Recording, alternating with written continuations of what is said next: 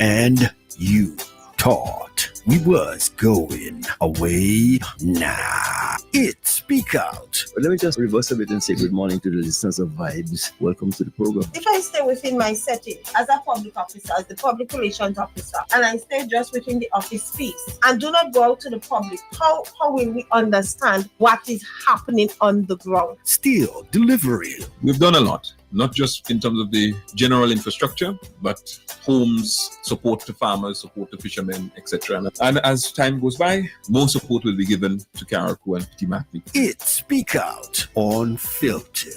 Built back, even better to last. Let us all strive to build a better country by putting aside our petty grievances and move forward with dignity, being proud of working hard and working together. Anything that we're doing now, it's futuristic thinking. It's not for the now. Education is the key in a country's development. That's it. If its people are not developed, Even don't go that far, no? Just remember knowledge is power. When you know, you know. that's it. It's Speak Out Unfiltered We're happy to have you. on Vibes 101.3 and 106.3 FM every Thursday, 10 a.m. to 2 p.m. Do you feel the vibes going?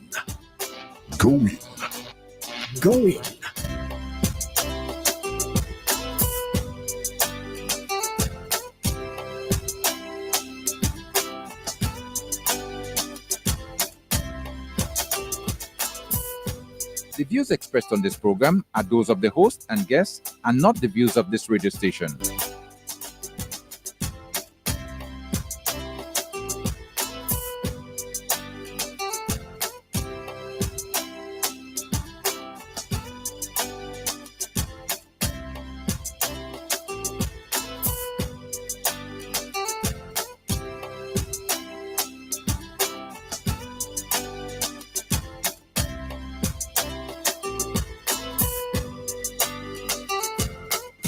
And it's just about time for me to say good morning again to you right here on Vibes FM. Welcome to the program Speak Out Unfiltered for today, Thursday. We are looking at the 20th day of February. Good morning to our listeners in the Tri-Island state of Petit Matli, Carriacou, Grenada. Good morning.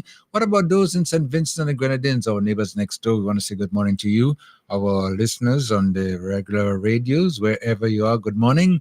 And inside our internet, we want to say hi to those of you locking it down in the different countries, and our lookers and the listeners and the viewers as well on Facebook and YouTube.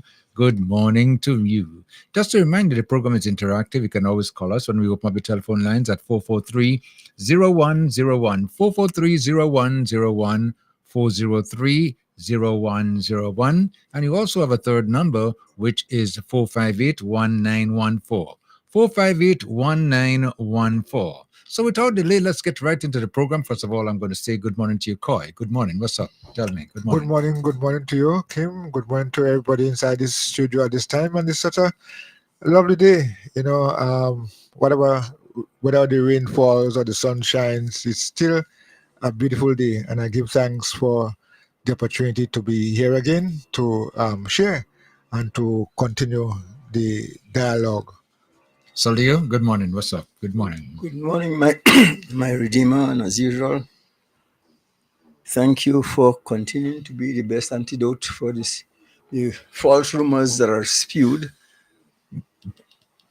And I must also say good morning to all the listeners of Vibes. And Leo, I'm going for it. why you always come to this thing? Antidote. But and thanks for the promotion. Okay. Because this morning I'm flanked by a lovely lady to my right. So it's a big improvement there. Okay. No. That lovely lady is Rena Mills. Good morning, Rena. Good morning to you, Kim. Good morning, Mr. Joseph. Good morning, Mrs. Coy. And all the listeners of Vibes 101.3 FM. All right. And he is flanked with a beautiful lady. And I have the most honorable gentleman on my right. Sorry. As leftist, good morning. Good morning, Kim, and to all the listeners of Vibes, listeners and viewers of Vibes FM. Happy to be on the program this morning. Good, okay. Now, we're on the program this morning, and there's a lot of things we have done for discussion, but as you realize in Carriacou at this point in time, we are into what we call a celebrative mood again. celebrating mood again, because what has been happening over the last few months, since we started off into the Christmas season, we into the celebration there, we went into the independence and all the, other celebrations taking place around us. And now we are looking forward to Carnival. Wow! Carnival 2025. Kayak Mass. Isn't that nice? Most definitely. It is. It is something that we are looking forward to. And for at one time, we were thinking, or not we, but some people were of the opinion that we may not have a carnival this year. And lo and behold, everything has been put into place right now, and I think we're going to have a spectacular show, event, celebration. Of course, yes.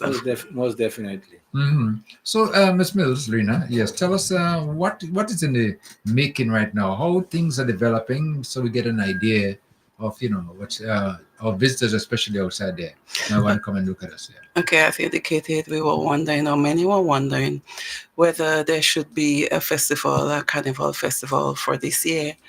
But with everything that happened with burial, of course we should. Reasons being that, one, it would assist in generating much needed revenue, and two, I know that a lot of people after the hurricane, they've sort of been depressed, and the carnival would help boost their spirits, give them something to do, help them socialize. So we are planning at the planning stage for Kayak Mass 2025. A group of us were put together, led by Mr. Anderson Matson, Cultural Officer, myself from the Tourism Department, representative from the Tourism Department, along with Mr. Basie, Neil Matheson from the Cultural Secretariat as well, Jennifer Leggett from the same, John Jason, James and the Hunter. We know that for those of us who know them, we know their background into music, into promotions, photography and all that. So I am comfortable at the stage we are right now, and I just want to commend the team for great work. I know it was sort of last minute, and when we met, the first thing we decided to do, okay, what are we going to do? How are we going to plan? So we put the budget together. After that, we met, okay, what's the next step? We thought, okay, we need to rope in our various stakeholders of the mass. We met with them after, our artists, our vendors, our promoters, all of them, even the police. And we thought, okay, well, it's now to delegate tasks, which we did. So we delegated tasks to members of the committee. And I must say, yesterday when we met and persons briefed on the areas that they are working on, we are 90% there and very satisfied. That I think is very exciting, because as you know, as you just mentioned, it wasn't been thought about, and now you're able to put a group together. Mr. Madison, you are responsible as well too, right? You have been very active in that. Well, yes, Kim. When we got the call in January that they'll be having a carnival and they want us to lead a team to put it together, it was less than 6 weeks away, and we decided, okay, here we have a team of young persons who we know can work, because we have worked in the past producing events and been successful. So let's come together. And like Rena said, we did what we had to do, put a calendar of events in place, contacted the various stakeholders who are critical to ensure that what we're planning happens.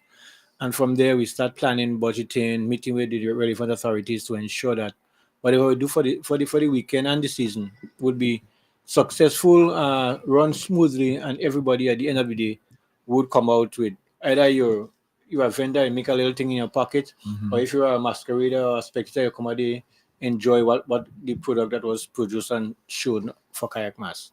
Well, as you very well know, Carriacou Carnival, all carnivals, the mass is what really, makes the carnival, Yeah. and it's the involvement of the people. And the beauty about carnival is that we ourselves would do the mass.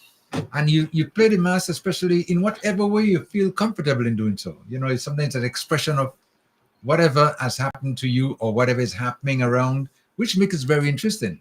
Most definitely. Yeah. And Carriacou is unique in that, yes, we have the job, especially during when we have the job, but we always see some unique old mass. And I know Slim is one of the person that normally comes up with a unique wool mask. I know if my good friend Zalo, so Zalo being carried with this carnival, but he also portrays a unique mask, wool mask on Juve morning.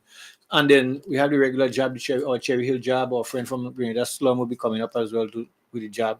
So we're expecting Juve morning to be typical Juve morning in Carrico, you know, because Juve you don't need no expense for Juve. Come as you are, come as you are, Yeah. and you're going to enjoy it. Talk about that. You know. So you smile when you say "come as you are." You know you are. Yes, when they had not a garment. And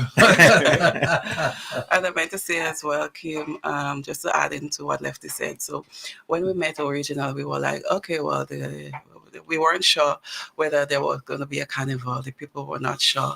And maybe, I mean, because of the hurricane, persons who normally execute mass bans, we were wondering whether or not they're going to do one. So in our first initial discussion as a committee, we were saying, okay, when we are promoting or marketing, we are going to tell people, okay, well, to come with their old costumes, fancy mask costumes, and parade on the streets on Tuesday, well, Monday and Tuesday. And brilliantly, when we met with the mass band leaders, some of them indicated they already started working on costumes. So we are going to have costumes on the road. Well, on Monday, we are going to have a junior band on the street, and on Tuesday, Lush already started getting the acts together and getting costumes. So we're going to have masqueraders on the street. That's very nice, you know. Yes. When you have people participating and want to participate, you know, that's what make the festival, you know, a success at the end of the day, right? Of course. And I know you guys must be working very hard, and with the time, you know, that you have to work with too. That's an issue, right? Kim, this night is not just meetings. We have a WhatsApp chat. I'm telling you, quite active. I came from a meeting yesterday afternoon because I wasn't able to attend the carnival meeting. And when I got out of the meeting, I look at my 89 messages. By the time I could respond and I go and get something to eat, I come back, I see 60 something messages again, because you cannot meet every time in person to do things. So you do a lot of the discussion online, because in this modern era, you have to be able to manage time. So we have that group that is very active, you know, and the members contribute to ensure that whatever we're planning, we everybody know what's happening at the same time, so that you don't go and duplicate efforts or somebody do something and say, you know, it's always in the group chat, so everybody know what's happening at the same time. Mm-hmm. I think that all of the members feel empowered. The fact that we delegated roles and everyone are doing what they're supposed to do. I remember yesterday for Jennifer, she came to the office, she was like, Rena, I really like and I enjoy being part of this team. I mean, y'all are getting things done, and I am really enjoying it. And not only enjoying it, I am learning from the experience as well. So this is what we want to do as well as part of a team, to empower people. Well, that's what makes it a success, of course. Because when you have everybody participating and giving the input, you know, different ideas coming together, you get the best one. Exactly. And one of the ideas I want to speak about this morning again with Jason James, I remember he contacted me and we were wondering whether, well, I remember from the promoters meeting, Mr. Wayne Bolini was like, what are we doing for the kids? I think we need to do something. And I think Jason ran with that. And knowing that Palm Tree Vibes, they normally execute the foundation with the children. Yeah. So I remember he reached out to me and he was like, somebody who wanted to give her toys during the Christmas season reached out to him saying that they want to give her the toys. And then Delina from Bogos, Delina Douglas, she's doing the fancy mask for children. He was like, why not we have something on the Monday, include the fancy mask parading, including the children from the foundation performing on stage, including the toys given away. Then I know that Shem wanted to give her a lot of candies. He got a lot of candies and stuff over the Christmas season. And then now we are concentrating on the children, on the kids, which are very, very important for the festival, because at the end of the day, they are the future. So downtown Monday afternoon, we'll have activity for the kids, and we're asking everyone to come out and support that. Yeah.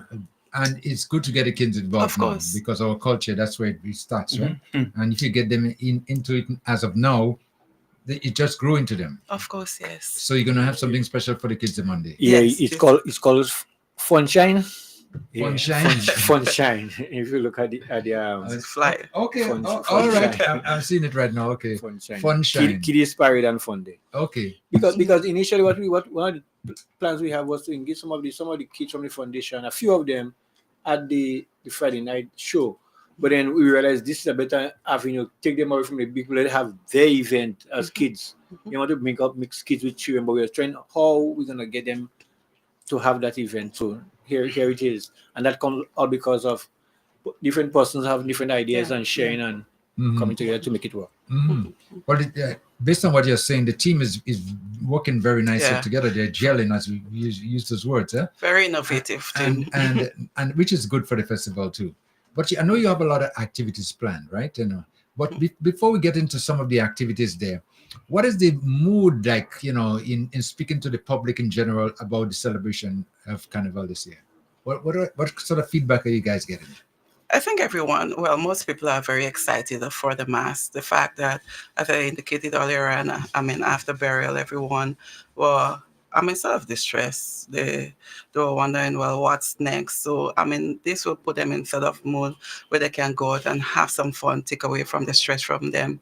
Others, it is assisting them and putting some much needed revenue in the pockets. And basically what we are doing as a team, we are working with everyone. We are working together with the promoters, the vendors, all our service providers in Carriacou and Petit Martinique. We want to make sure that after this festival, at least they can get a little kakada, as they would say, in the pocket. So everyone, I think, basically are excited. We know that there are few rooms on the island and they're already booked for the festival. Kim, we're hoping that you can finish. Well, as a matter of fact, some of my listeners just said to me that they hear some noise in the background. So let me just tell them that is a reconstruction taking place, trying to get some rooms ready for the Carnival so it could accommodate more people and make them feel more comfortable, okay? I know Mr. Joseph say he might put on some rooms as well, but it might not be before the Carnival. Not at all, not in the least. But I must commend you folks for the effort you're making, and noting what's happening now is a challenge to do anything putting into Carnival and so on. Yeah. So having to do it is good. What I'd like to see happen as we move forward in the future, an environment that will be created so people, youngsters, will enjoy things that are Carnival related. I'm saying this to say that as I used to growing up in Carriacou, Kim, every youngster wanted to play an instrument. Guitar, piano, whatever have you. Because that was the environment then. Right. Now, everybody wants to be a DJ. And so we have to create that kind of environment to encourage the future of the festivals. Right. Allow lefties to speak on that. What there's a great minds think alike. Yesterday, the Greater Cultural Foundation, the chairman and the CEO, Mr. Chris Derriggs and Mr. Nelson was in Carriacou, and they had discussion with myself, Rina, BC, Mr. Ray at something, and some of the school principals and the CC Big Dream Group. And that was it. The idea was how they can help us to where we are to help develop the culture. And part of the initiative is to start like Shakespeare mass training in all schools. We the big drum, we know Leicester have BBHs more for big drums, so we try to center a bit start with Harveyville School for the big drum and the community in the afternoon meeting. One of the things is that they say that yes, teaching in the school is good, but there are persons in the community who is out of school who want to learn. Right. So the idea is to have both school and community. So we have big drum down at BBH. Leicester Quadrille. So we have Leicester Quadrille. Mr. Joseph, your name came up as one of the folklorists in Carriacou, the people who know stories and can share these things and get our community back together where on a moonlight night we come in the crossroad in Leicester and tell stories. Absolutely. And get our young people involved in telling stories and writing stories so that our history can be continued. Because if you die with all this knowledge in your head and you ain't share it. You know what I'm saying? But this thing has to be shared so that another shared and documented so that 500 years from now, I can go and say by Mr. Leo who wrote this book and he have this information that he passed down for us so we can continue. So that was one of the discussion that took place yesterday in Carriacou. So you see, great men think like and I sure you probably didn't hear about that meeting, but it happened yesterday. And one of the good things from that meeting is that the people at the Cultural Foundation, John James is our Carriacou director. So he knows the culture in Carriacou, and he's passionate. I know he's passionate about seeing the rise of this thing.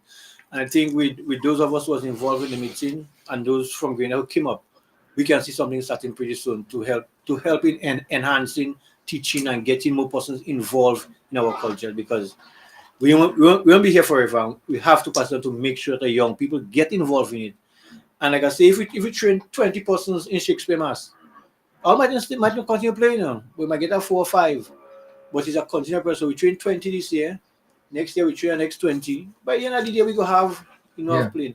And Miss Mills and them, they did some work recently, and our Shakespeare Mass is now on the UNESCO. You did some work on that, so you more knowledgeable on that. Yeah, it is inscribed on the UNESCO platform, both traditional wooden boat building and the Shakespeare Mass, which is authentic to Carriacou. So we are happy for that. Basically, we went around into the different communities. Myself and Zamali Mike Walker, then Basie, I went around. And I remember just a while ago, I think someone mentioned about we need to document and we need to record stuff. So that was one of the challenge. While we were going around into different communities, we were wondering, okay, who are the practitioners? Who are the real boat builders? Who are the real Shakespeare Mass? And from that, persons were pointing us from persons to persons. We want to know how it was done back then and how it is done now. So going to different communities, especially Mount Royal, I remember when I met with Uncle Tom and Mr. Andrews, they were saying what happened with Shakespeare Mass back then, let's say back in the 60s, or when it's not happening now, because back then it was more fierce, it was more dangerous. But now, as things modernize, itself changed and evolved into more mass speeches. So basically, we did the inscription and it was approved on the UNESCO platform. So we can definitely say now, because this discussion came up originally. Yes, we know that Carriacou is known for culture, but how can we show that to the world? So now when you go on the UNESCO platform, you can see, hey, well, Carriacou, the uniqueness of Shakespeare Mass and traditional wooden boat building, Carriacou and Pitchy Martinique.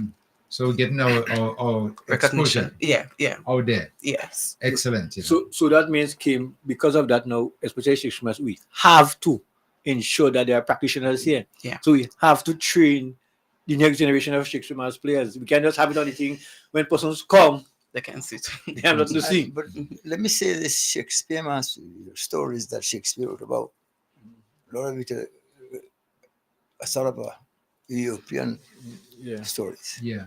There are so many nice stories here that could be recited in the form of a play. Yes. As indigenous to us. All that was discussed yesterday. Because, when you listen to a good calypso, it tells a story. A story. Tells a story. So this fierceness used to go on years ago. If you can say a particular bull piece. There's a reason for it, If you know it, don't come here. So if you know what you're saying, don't come here. So the whole idea must be able to present the thing in but it's authentic form. Yeah? So that is so very important. And there's so many good stories right here among us that we could build on, even though we have to sometimes mimic what we learned from Shakespeare, but then we're talking about Carriacou and we take it forward. Right. And one of the discussion yesterday also with the Cultural Foundation is the writing of documenting these things. Like you say about the stories, most of the stories are oral. We know them and we can recite them. Yes. But the person who know it, when they pass on, story gone there. So we need to start documenting certain things so that it can live on forever. Because like you say, I mean, I know my grandfather used to give lovely stories, and he was not a historian person, but he knew history and he did a lot of reading. But he died with everything. Because at the time when he was telling me, after he died, I was like, but you're a fool. Yeah. That's a big mistake we're making. We made it. I make it, and I always say that my grandfather, and he was willing to pass the information on to me. And every time I go by him, he started talking about family history and this, and he started talking about stories about when he used to sail. I'm like, I want to see all the whole thing there. When I was in Carriacou, When you go to Big Drum, you go online. What is people singing? What are they doing? All of a sudden, Yeah, that about that. you're looking for your little girlfriend. Now, it took me until I get to New York to understand the appreciate it. significance of that. So that is why when Sugar came to America, we were lucky to sit down with him and have a conversation. And hearing things from Sugar, as authentic as they come, then it gave you a new concept of what's going on down there. You know? And some of it it's so rich, and we're just laying all bare in the ground for nothing. But I think it's a very great idea. That's to get in our locals, you know, especially the younger ones, you know, involved in the Shakespeare and giving some of these local stories, you know. Yep. It will be very entertaining to, you know, to listen. Yeah. Yes, man. So you could take a nice, because what we've been used to, especially in the Shakespeare, the Julius Caesar, whatever, you know, yeah, sure. is sometimes, you know, as you mentioned, you know, if you didn't know it, stay out of it. You know? Yes. But you're going to find stories out, you're going to find discipline, you know, and this story's been told in a nice way that would be interesting to learn. Yes. Yeah. And I think the younger generation too might be able to identify with. So we can, instead of just Shakespeare, we can produce a true kayak mass. You didn't parang, you know. Yeah. We got to mass something parang if you could. Yeah. Right. Yeah. We tell a story from that. We Pekong and we authentic. Yes, I preserve that, you know. Excellent. I think that's a nice way to look at it going forward. Right? Yeah. Well, you guys have a lot of work to do. As culture officer, I mean, Right. it falls right in my garden. So So it shouldn't be just Shakespeare mass. No. It could be Bamali mass, it could be Sparrow mass, it could be Stalin mass, it could be Zanduli mass. Because I mean, A local mass. Yes. Yeah. I could see that. I could see it happening. And while we're speaking about training, so our next festival is Carnival and Restream Music Festival. And last year, what really worked was the dance classes on Paradise Beach. Man, Kim Casey could dance, you know. You know that?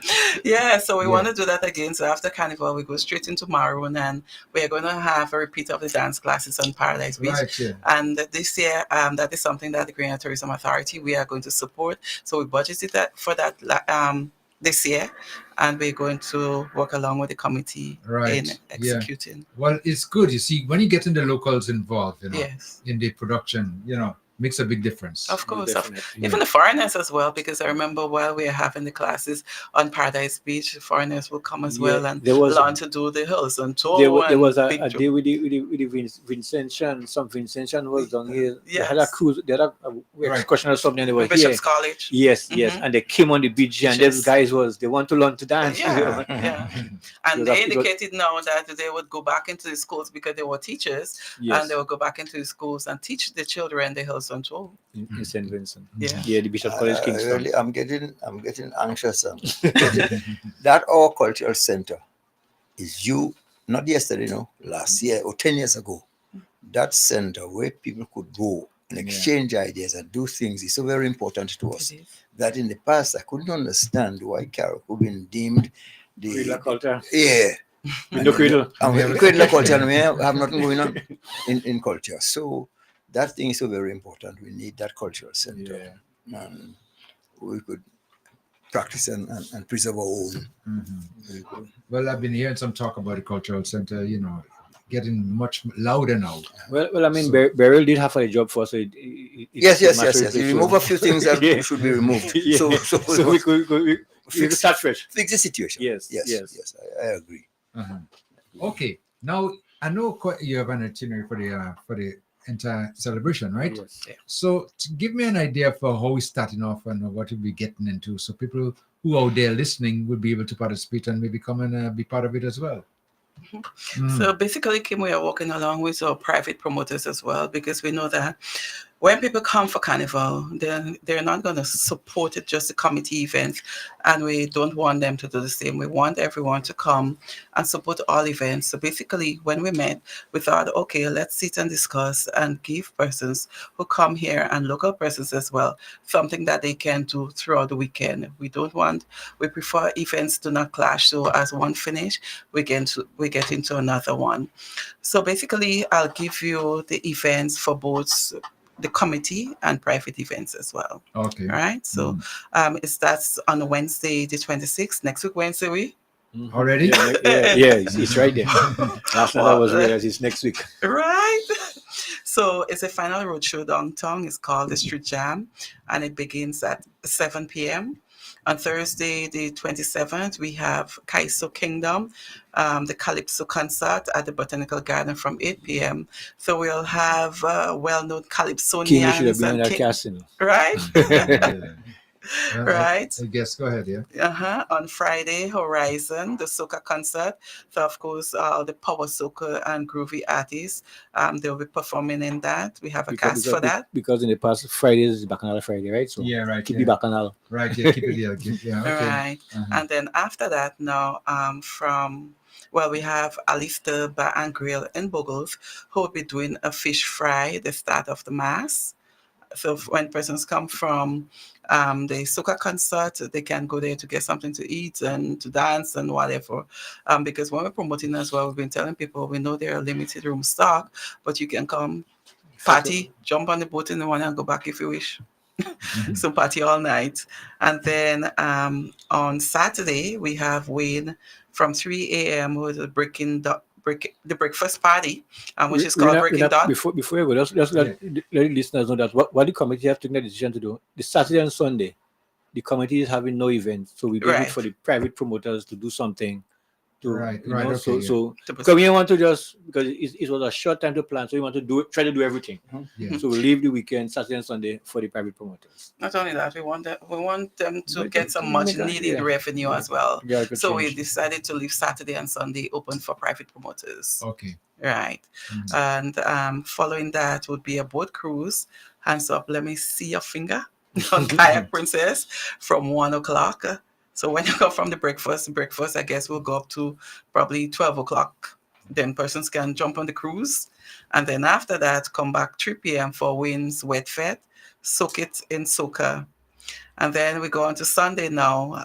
Sunday, we know that Sunday is normally Camberley Sunday. So we of course encouraging Village to continue in the same. We want to encourage them. If they wish, they can reach out to us for support. I know that Montreal did that, and Kako as well. So we want to encourage this community spirit as well with the cooking of the food and showcase on the Sunday, Carnival Sunday. Right, so on Sunday now we have Illuminous, which is a boat cruise, a boat kayak princess as well from 12 p.m. Then a Blossom After the Storm, which is our give back brunch, and then at the same would be Tropical Bliss.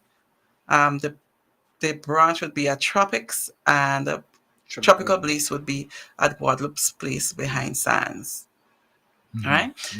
Then we go on to Monday. We know that what Monday is known for, Juve and the streets of Hillsborough. Dirty. Right. So Juve. Not dirty and grimy like Kako. Right. So from 5 a.m. Kako. I'm saying Kako now. It's Juve. And then that would be followed by the kids' activity from 2 p.m. with the parade. And then we go straight into Monday Night Mass from 7 p.m. And then at Tropics, there is an event by the name of Unbothered. So persons can support that as well. Then we go into Tuesday. We know what Tuesday morning is known for in different villages, and ending in Hillsborough, Shakespeare Mass.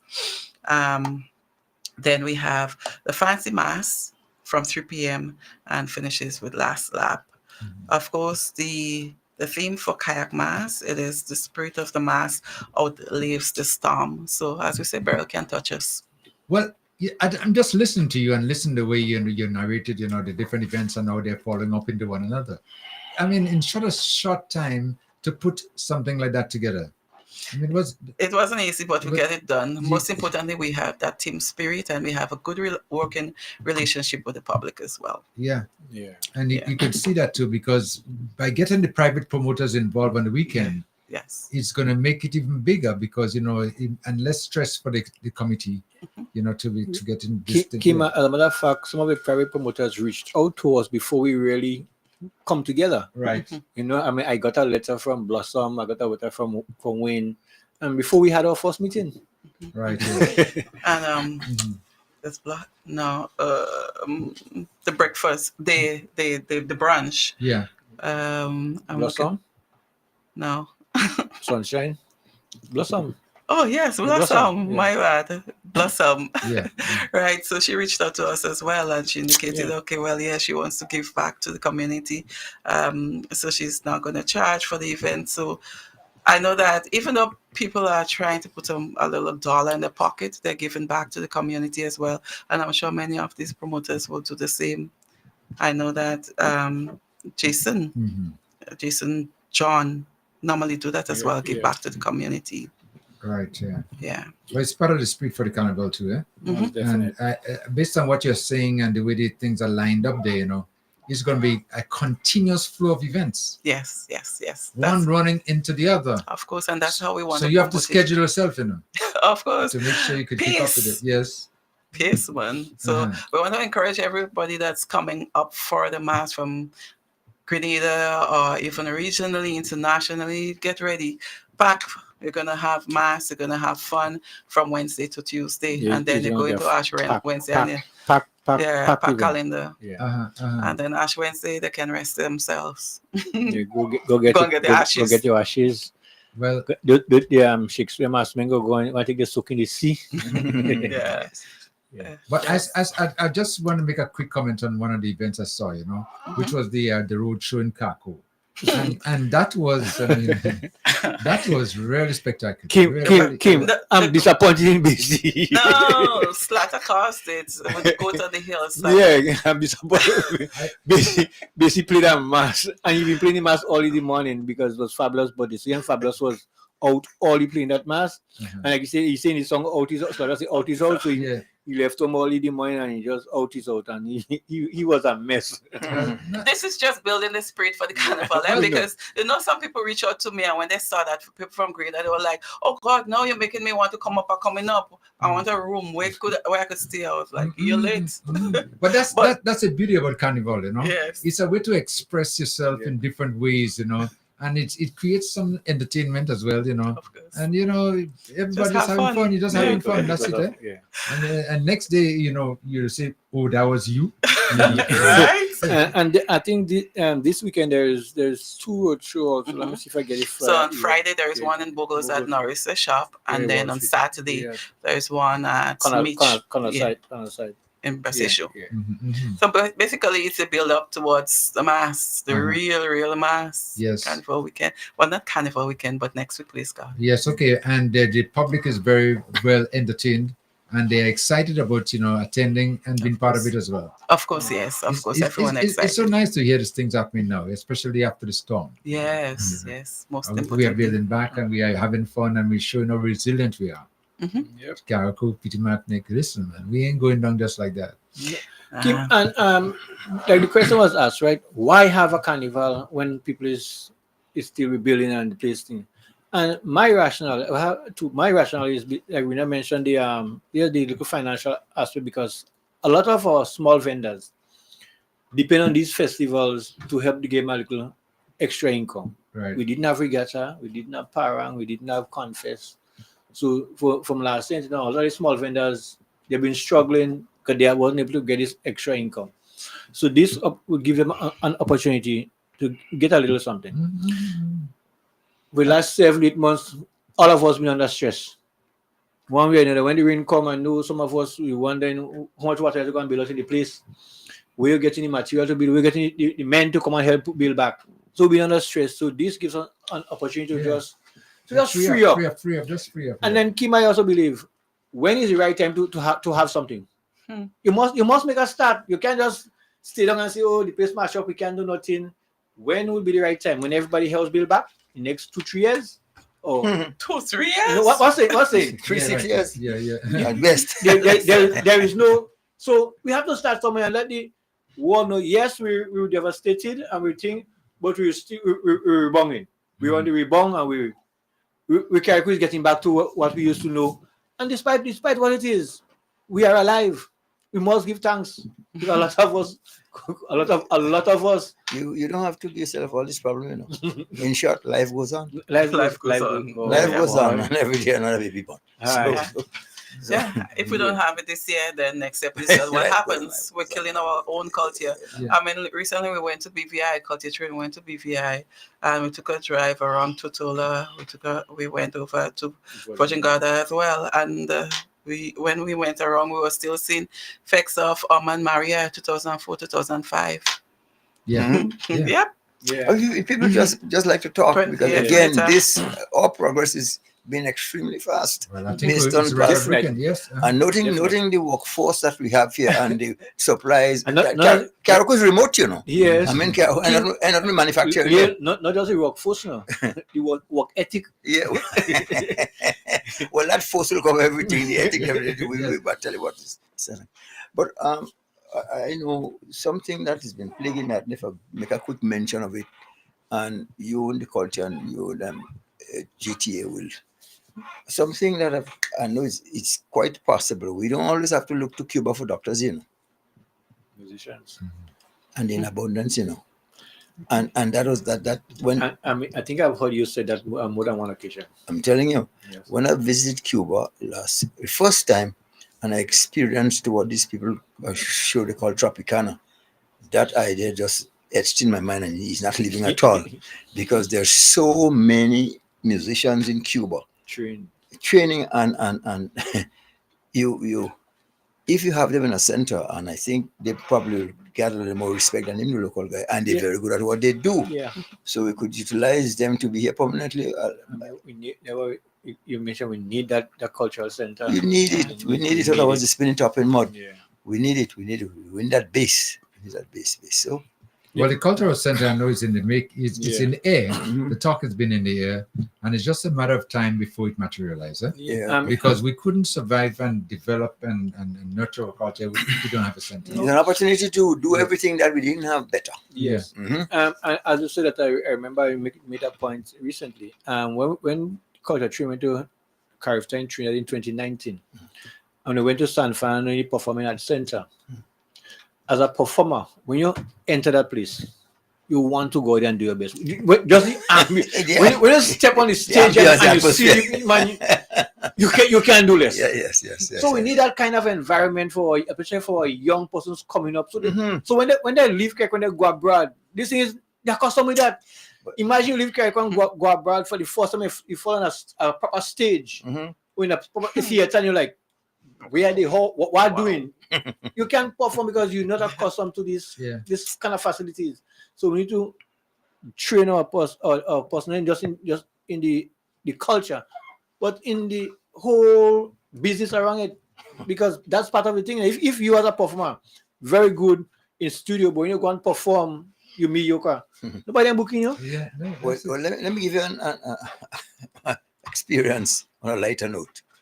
You know, back in the day in Carrick, we have a little ice cream can turn in wing. The ice done, you put salt for it too. Yeah. So by the time you get the ice cream, it's kind of frozen milk. Yeah. Some in the cone, some on your elbow, and but you're having fun. Yes. The first time I took us on board a battleship, boy, and we got ice cream.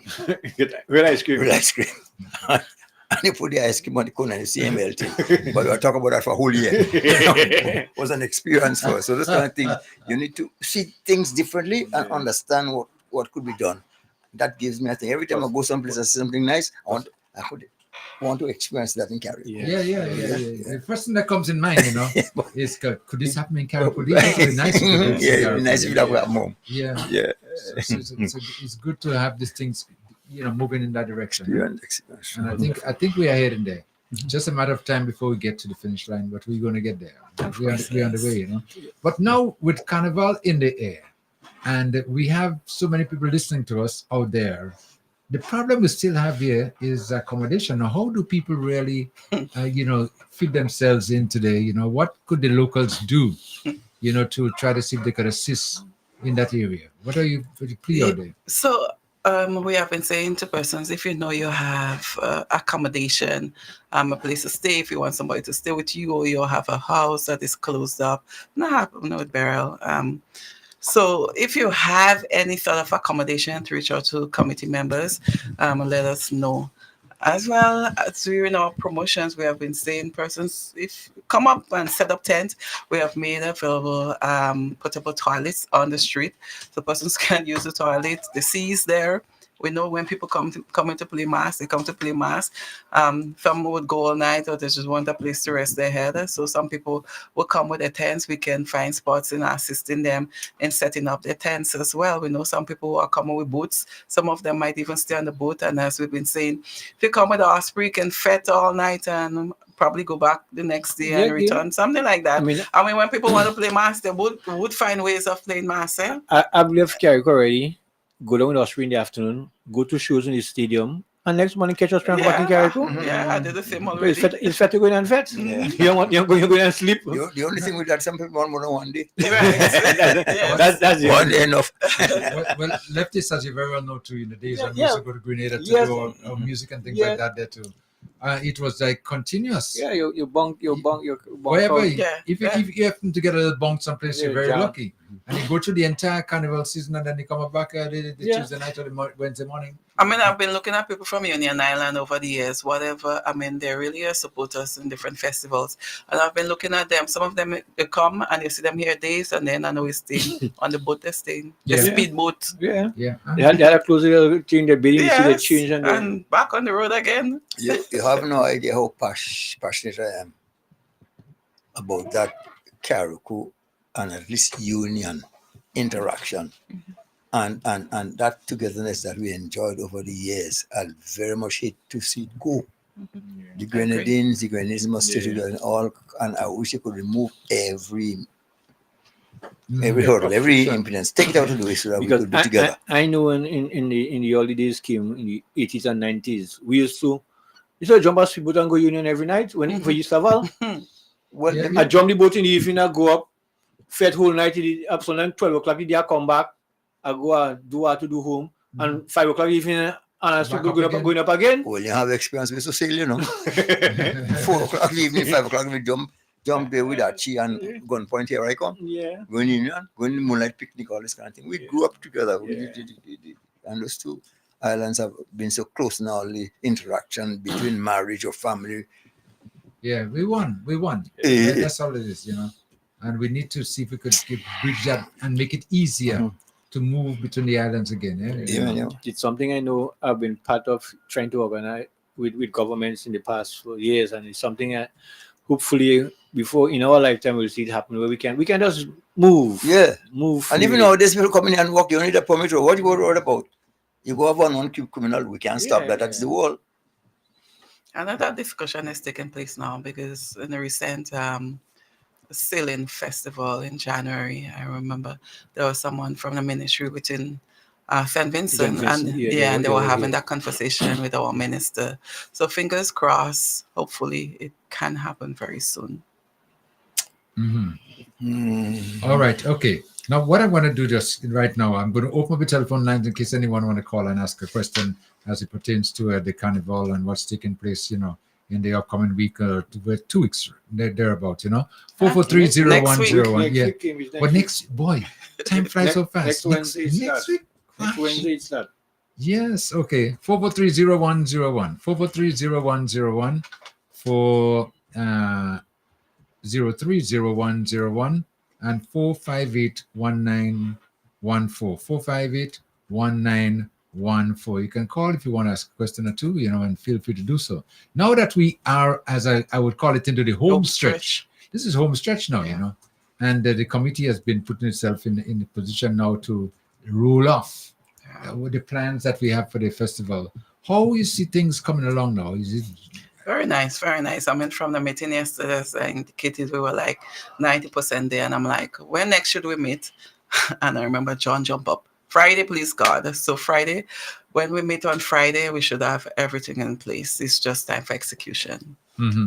Yeah. And as you mentioned, on the 26th is going to be the show, you know, the road Final show road show downtown. in downtown Hillsborough, right? Yeah, Yeah. because artists and other villages are having a roadshow now, and the final roadshow is known to be the committee's roadshow. So we have in that roadshow downtown, we have already engaged artists to come out and perform, and we're going to have a nice time. Mm-hmm.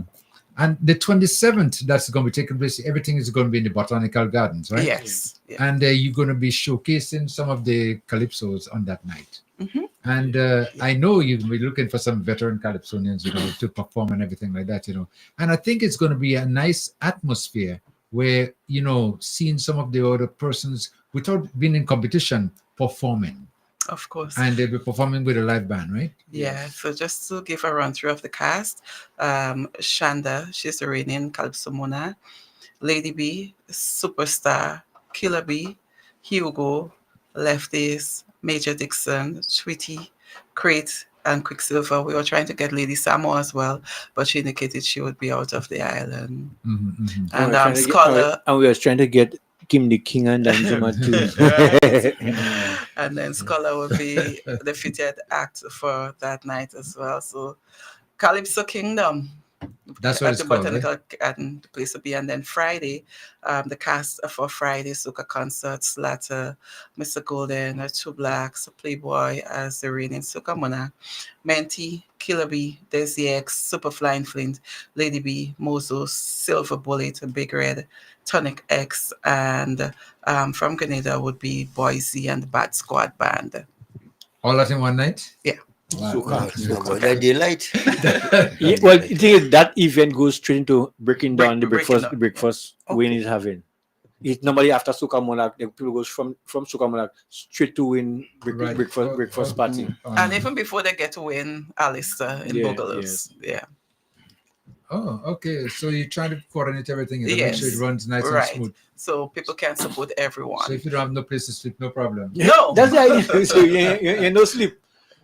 Carnival is no sleep time, Kim, Yeah. Kim, no. Oh boy. And when we in the time day we have rehearsals, and then when you come out in rehearsals, you go in the road show. When you continue road show, you go and take 2 hours and you walk whole day in the store, and then back at it the next day again. Yeah, just And keep going. They'll be going continue. for weeks because then time you have rehearsal with local bands, so you have to go rehearsal every night.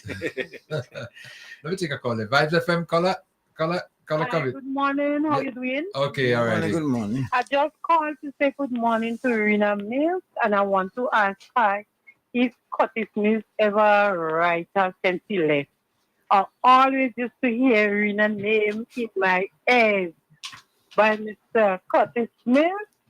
And Rena, Rena down the road, and Rena, I don't know you, but your name always bring up there in my ears. What's your name I call you again? from the mainland every Sunday. Yeah. Your brother will call and ask me how you doing this month for Nassau and how is that, and you always with me now. So I just want to ask if he ever write you since he left. I hope so. What's your name? My name is Miss Glenda. Oh, Miss Glenda. Pleasure. Yes, Pleasure hearing always you. hearing that name. Yeah. That I was don't know you, but because it's always telling me where you is. All around the town. May he so rest in peace. He had that very good relationship with people. Morning, sweetheart, and God bless you. There is a hard-working young woman to continue working for you. You village, and everything going to be all right, sister. You don't mind if I tell Miss Mills that you're one of our remote panelists from Miss Glenda? No, go right ahead. Go right ahead. So I'll call back later. Okay, thank you, love. Okay, my brother. Yeah, thank you very much again. Okay. Let me remind our listeners again, if you want to call and interact with the panelists, 443-0101, 443-0101 and 403-0101. You can also call 458-1914, 458-1914. Somebody just messaged me and said they're looking forward to Carnival Carnival this year. And they'll be look out for them in the Juve. Kim, something I want to Yes. mention. People, but I was slipping. Vending. We mentioned that we met with the vendors, but Kim, there has been concern from our vendors over the years, and one thing we want to address this year is the unauthorized vending. we've met with the police and we've been informed that anyone who is not registered as a registered vendor with the committee, if you don't have an established business within the zone, they would ask you to move. So we're asking persons, if you're interested in vending, please come to the committee and register so we can know you're going to be vending, where you'll be vending. Because what's more, the vendor has said in the past, person may have come with just a cooler and just place they might have paid for a stall and just rest a cooler close to the stall, and he's selling us. Person would have come with a transport, with a cooler or refrigerant and just drive and pack up anyway. We don't want that to happen. We want to have some order in what is happening. So we're asking persons, if you want to vend, please come to the committee and register, because there are some things that are put in place. You got your liquor, temporary liquor license, your food badge, your health card, and this kind of thing. Otherwise, the authorities will do what they have to do, and we don't want that happening. So please register with the committee so that we can know all the persons on the street are established and they are authorized to be vending during the season. I mean, if you have an established business around the place, well, that's okay. But the other temporary vendors, you have certain requirements, and we want to make sure we stay within the law so nobody will have problem to say, oh, the police this and the police that, or the committee this. So let's work together and ensure that it happens. Okay, let me try to get another caller. Vibes FM caller, thank you for waiting. Caller, come in. Hello, yes, you ready, caller? Good morning. Yes, good morning. Yes. How are you? Okay, not bad at all. Okay. Hi, King, Miss Dolores. Oh, hi. Nice hearing you. Yeah, okay. Rena, good morning. I wish you guys good luck this year. Good morning and thank you. Dolores, you haven't played Mass this year? Right. I'm very sorry I wasn't able to make it this year. What? How the mass missing you and how you missing that mass? Yeah, because keep it ready for me, yes. And I don't know to say. Even though it's one, you have to come. I can't this year. But I as how I tell leftists, if they need anything from me down here, please let me know. Okay. Yeah, okay. Well, thank you in advance. Okay. Have a good Carnival. Bye. Okay, thank you. Thanks. Okay. And that's one of our mass players. Regular mass players. Huh? And she said by Kim. But she did call for accommodation and said, I can't guarantee that, because you see, that's one thing that people need the comfort zone to a certain extent. Some people want to make sure they have a place to rest. Yeah. There are some people who don't care about resting. Hopefully, the next call would be someone in Caracas saying, I have rooms. Yeah. Well, I talked with somebody just messaged me just a while ago and said to me, get back to them after the program, because they will be able to accommodate one or two persons. Oh, really? So, yes, I said to them, well, I have a list of people. so I'm going to return that, and let them know, But it's important, especially, like for now, to, for some people, having a place to stay, Mr. I have a complaint. Tell me. One of our panelists is doing his own thing. What you think you kids? All right, okay. Well, I wish you would identify. No name, no warrant. Yes. No, but I was just listening, and I think it's always important to take some time to listen, not just hear things, but deliberately listen. And I wanted to get a deeper understanding and to insight as to where we are at as far as that is concerned. So, Mr. Chairman, in respect of what the other panelists would have said, I am just here listening. So when I ask a question, or I speak, I will speak with knowledge. Thank you, Mr. Chairman. Name 3 members from the Kaiso Kingdom cast. Pardon me? Name 3 artists from the Kaiso Kingdom cast. 3 artists? Yeah. Of course, Leftist. Yes. I almost did not remember his name.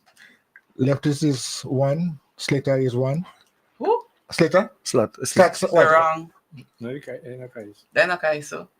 Oh, okay. You see, again, that is why I ought to be listening to so I could understand Calypso and soca. Yeah. Yeah. Right. So So you want me to continue saying their names Yeah. that I can recall? Yeah. I can recall, huh? Okay. Yeah. Weird. All right. What did I say? Leftists? Mm-hmm. Well, of course, they tried to get in touch with Kim the King, but he didn't. I know that. He just one Danjuma. Oh, so you heard that. You want me to get help? The reigning queen. Shonda and Lady B. Okay. Yes. So see, I'm taking notes. Yeah, and Superstar will be here. She will perform also. She's a really independent Calypso Monarch. She'll be here. She hasn't performed in Carriacou in a while. Okay, very good. And she'll be here.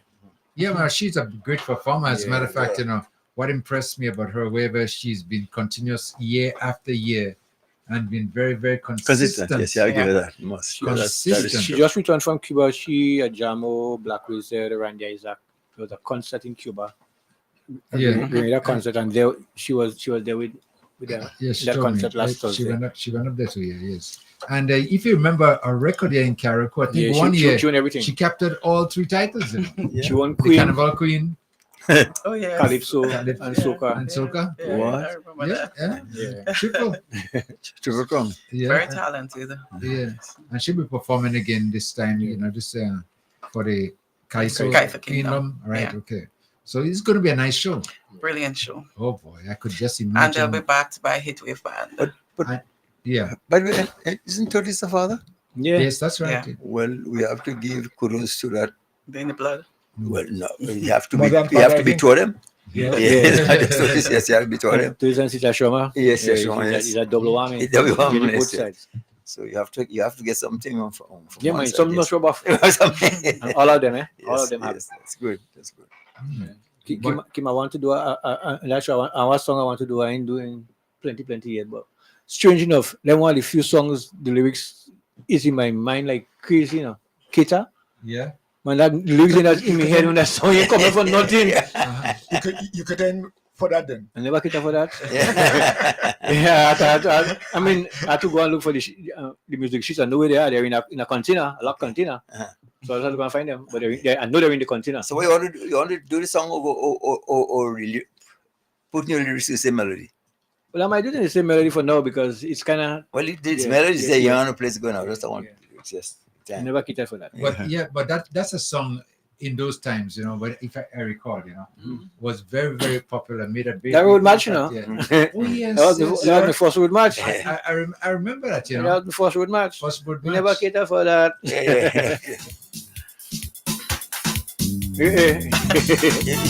Don't sell our producer short, That I know. I mean, I hear some songs this morning. I heard Danjuma Grenada. I mean, you want a classic? But it's good that you could go back sometimes, into some of this music because they've been big hits, and it's Kaiso. It gives a message. That's the whole idea. In those days, we do do 2 songs. 2 songs.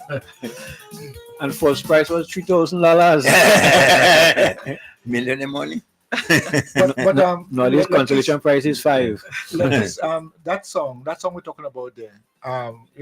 I myself have some memories about that song in those days because I remember that song was directed to Mrs. Purcell. No, it was not too hard. No, listen, I know everybody. I know. All the candidates that year was Bradford left, and she took over from NDC because Bradford resigned that election. Yes.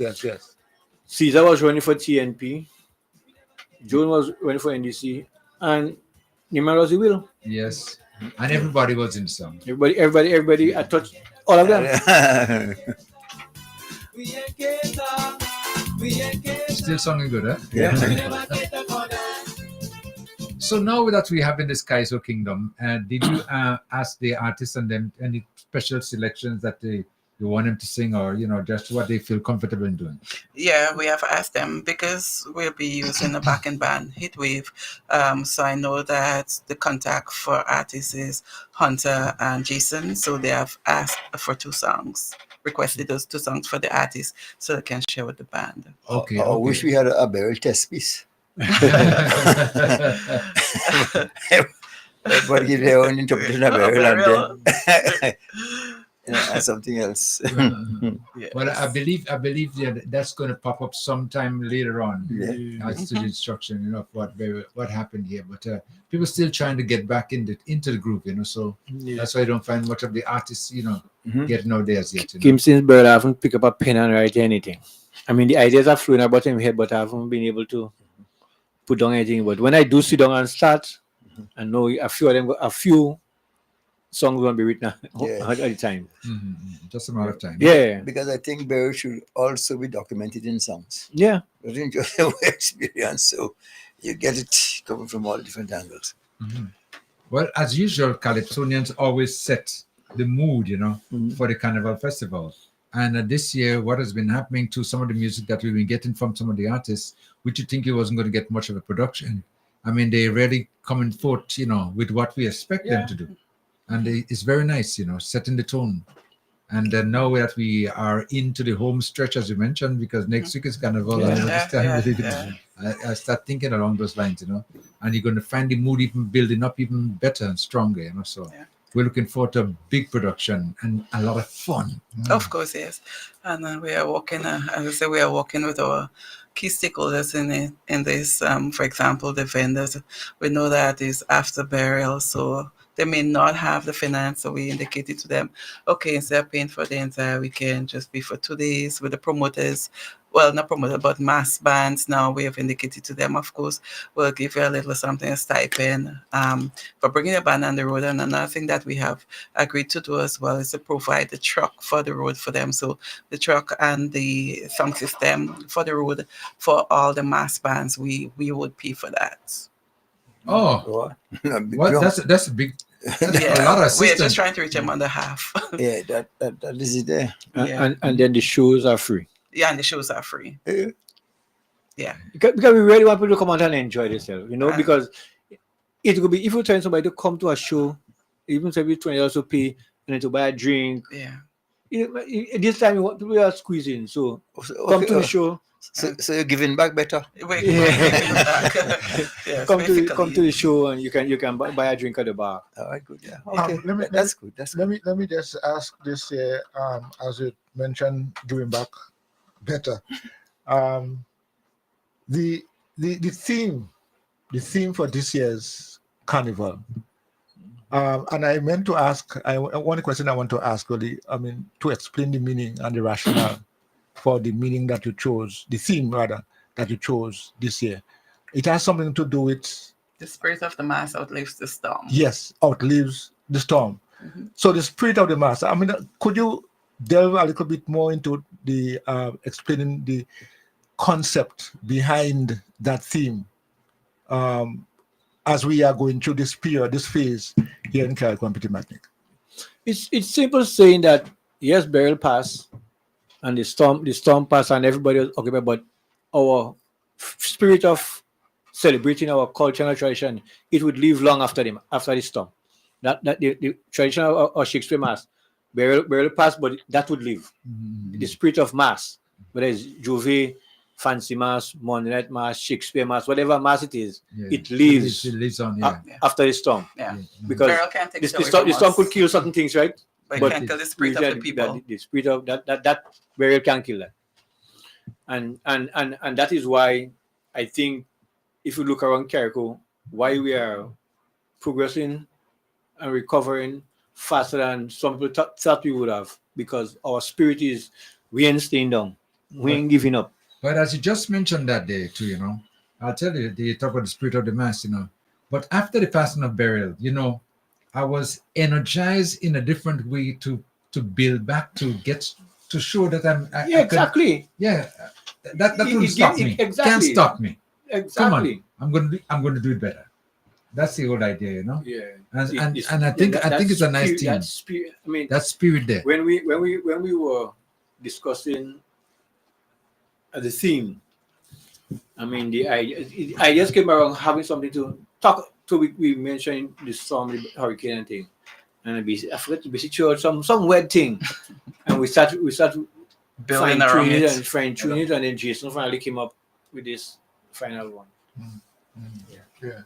So you are trying to make us also understand that there's something positive in that, and instead of trying to see how bad things are or bad things were then and up to now, you are saying even that same thing that we experience is in itself the energy to keep us going so that we can stand and withstand whatever. So I thought about it. I saw the theme at one time, and then I said to myself, I mean, yeah, I think it will be interesting to hear the definition, or the behind the meaning, the reason behind that. We are living the storm, man. We're gonna we survivors of the storm. So once we survive it, we spirit lives, man. Yeah. I'm thinking when you saw the theme, you're like, wow, that's really catchy. And it explains what happened with Carnival and the hurricane, but you just want to hear it from us. Yeah, but no, yes, I know that because I might be thinking that in that way, but you might give a different reason why you go that way. In short, all I heard, it's interesting to hear me saying I heard reading on the paper. I heard and I saw one word: hope. You are saying to us, listen, despite of whatever happened, we could still come out and have fun. And that is hope. Because some people just don't have hope in the sense that they don't know what to do next. But you are saying to us through this festival, Carnival, that hey, there is still hope. Of course. So let's come out and enjoy. And I glad that I like it that you said leftists that is free. So come, there are no restrictions. Because the idea we want person to come out and enjoy yourself, release some of that stress. Because it's stressful. Some of us walking around and we shoulders heavy. We have a lot carrying on our shoulders, on our chest, we mind. When night come, we worrying. Well, and then we'll get somebody to help me to put up that dough boy, or we are getting the dough. Because material you might not have. Yeah. I think once people have a positive mindset, yes, a lot is happening around you, but most of all, you give God thanks for life, and you think about how, in Carriacou and Pitchimatnik, we know each other, we all can operate as a team, have that positive mindset, and seek assistance. Maybe the first person you may go to, you may not able to get it there, but just seek assistance and seek support and be positive in everything that you do. I think we'll get results. You'll have people who think that way and be very positive and be able to, they are resilient and able to get up by themselves and do. But the majority of us, we need to push that, Yeah. With battery cold. You're right about that. Jumpstart. So, but nonetheless, we still have to each one help one. Yeah, exactly. Yeah. All right. Well, that's how I got married for. My Redeemer, I don't know what your next movie is, but Tyrannos? No. You're still here, but I have a little story that I'm very anxious to share. So I don't want to. I don't want but you see, it depends. It depends on the story, eh? Yeah, no. Because I know these people, Actually, it's for information. Okay, right. Go and right I'd ahead. like to share it as best I can, especially in these days of Zuckerberg University, where everybody liking and sharing and posting. I must share and hope they like. Yes, okay. Yes. So little experience, I've been feeling some discomfort in my left ankle. And I did everything else, swim, exercise, by Voltaren and rubbing the thing down periodically, and nothing happening. And somebody said to me, you need to get an onion, cut it in two, and rub it in the bottom of your foot. I said, boy, that didn't make too much sense to me. I ain't doing that. So I keep on going. Then I related this story, same story, to one of the Rastaman on the beach. The Rastaman said to me, boy, all you have to do, get an onion, cut it in two, rub the bottom of your foot, and better still, put the onion in a sack and put it in your foot, and sleep with that. I know if it's mine over matter, but I find my foot feeling better. but I've heard that before. Eh? Yeah, I've heard onion put in your socks. And I've heard. I slept with it last night. And you feeling I better? started to feel, but I didn't mind no matter but you walk. I don't. So I'm posting that out for you guys like and share in this Facebook era. But I've heard that onion treatment before. Yeah. I've heard about it. But I never tried it, so I never so know if I probably know. I have an example of somebody who have tried and it seems to be getting results. I think they say even when you're having a bad flu or bad cold, put the onion in the socks. It helps. Let's do it. Well, when you peel an onion and you burn in your eyes and whatever happening to you, there's something that this thing is emitting that is probably Very reacting strong. on. I do not know. That's all I could Because it's like a heat, right? That heat would. Yes. So I said, what? Antibiotic. Yeah. It draws the virus. Yeah. So I heard us talking about documenting stuff a while ago, which I think I endorse 1,000%. But how can we document these things and put it in some way that in 10 years' time, for example? But no, 10 years. But well, no, I'm not giving you an next example. week, because these are things we need to document. Our traditional medicine. Yeah, so that's what I'm saying. Those things, I tried it, I like it, so I'm sharing it. and we should like it. Yeah, yes. Share it. But no, seriously, I think these are things that it might sound simple, onions. I was stories about garlic too. Simple garlic. And so I'm saying that we need to have those things in our place available and accessible to people. So anybody know find the ankle hurting them. That is the Sir Leo remedy recommendation. I'm saying that to say Voltron is selling for me again, I think that's we should hear. And I remember Shem William Zalo. We call him. He one time he told me his father had a collection of how to use these herbs. Because some of the herbs you have to dry it, some you have to boil it, how much leaf to use. Her father have a collection, but he don't know where it is at the moment. And those are things we need to document. Because a lot of us want pick bush and just bile bush, or just chew bush and thing. But sometimes they say you have to use an odd number of leaves. Some you have to dry it, because if you boil it, you go kill it. Yeah. So all these things are things that we should document and have. And you see again, to pass on. And if you remember in the beginning of the program, we spoke about documentation of our culture. Getting that's part of our culture. Down there, because what will happen down the line, we'll just lose everything. So this way we have to document and pass it on to whether the art of maybe playing a guitar or whatever. We have to pass these things on, I mean, outside this, I guess everyone knows BC and I, we have been doing our Explore Cargo and Prismatic page, and that is something we have been doing as well. Sort of documenting stuff, interviews. I mean, we have done with Mr. Leo, we have done with yourself as well. And I mean, when people view that, they will call us, oh my God, you bring back so much of memories. So now, in 20 years from now, people can go on YouTube and hear and see what used to happen here in Carriacou. Look at I mean, go ahead. Oh yeah, I was just saying. I mean, we are doing it in a simple form, but it's very influential. Taught me a lesson. This guy Bill Cameron was here in the 60s, and he was like a groupie for the band. And with the band playing, Bill on board, beat you and pretty much and so on and so forth. And today I'm reading some of the stuff that he wrote. But it's right. You see pictures of sun blisters, you see pictures of starlight, you see pictures of that, and all those things that in the past, if you didn't record those, go from your memory. Of course. I remember when we went to New York and we went by Mr. Leo and he was showing me, I was wowed. I was like, what? So that's a big thing. Vibes FM, caller come in. Good morning, Mr. Leo. Good morning, sir. Morning, Mr. Kim. Yes, good morning, and to your panel. Good morning. Yeah. Good morning. I'm listening to the program, right? Yes. And I heard you was talking about the onion, right? Yes. There we go. Now, the onion is a very good thing because onion is a detoxer, right? Mm-hmm. The garlic is antibiotic.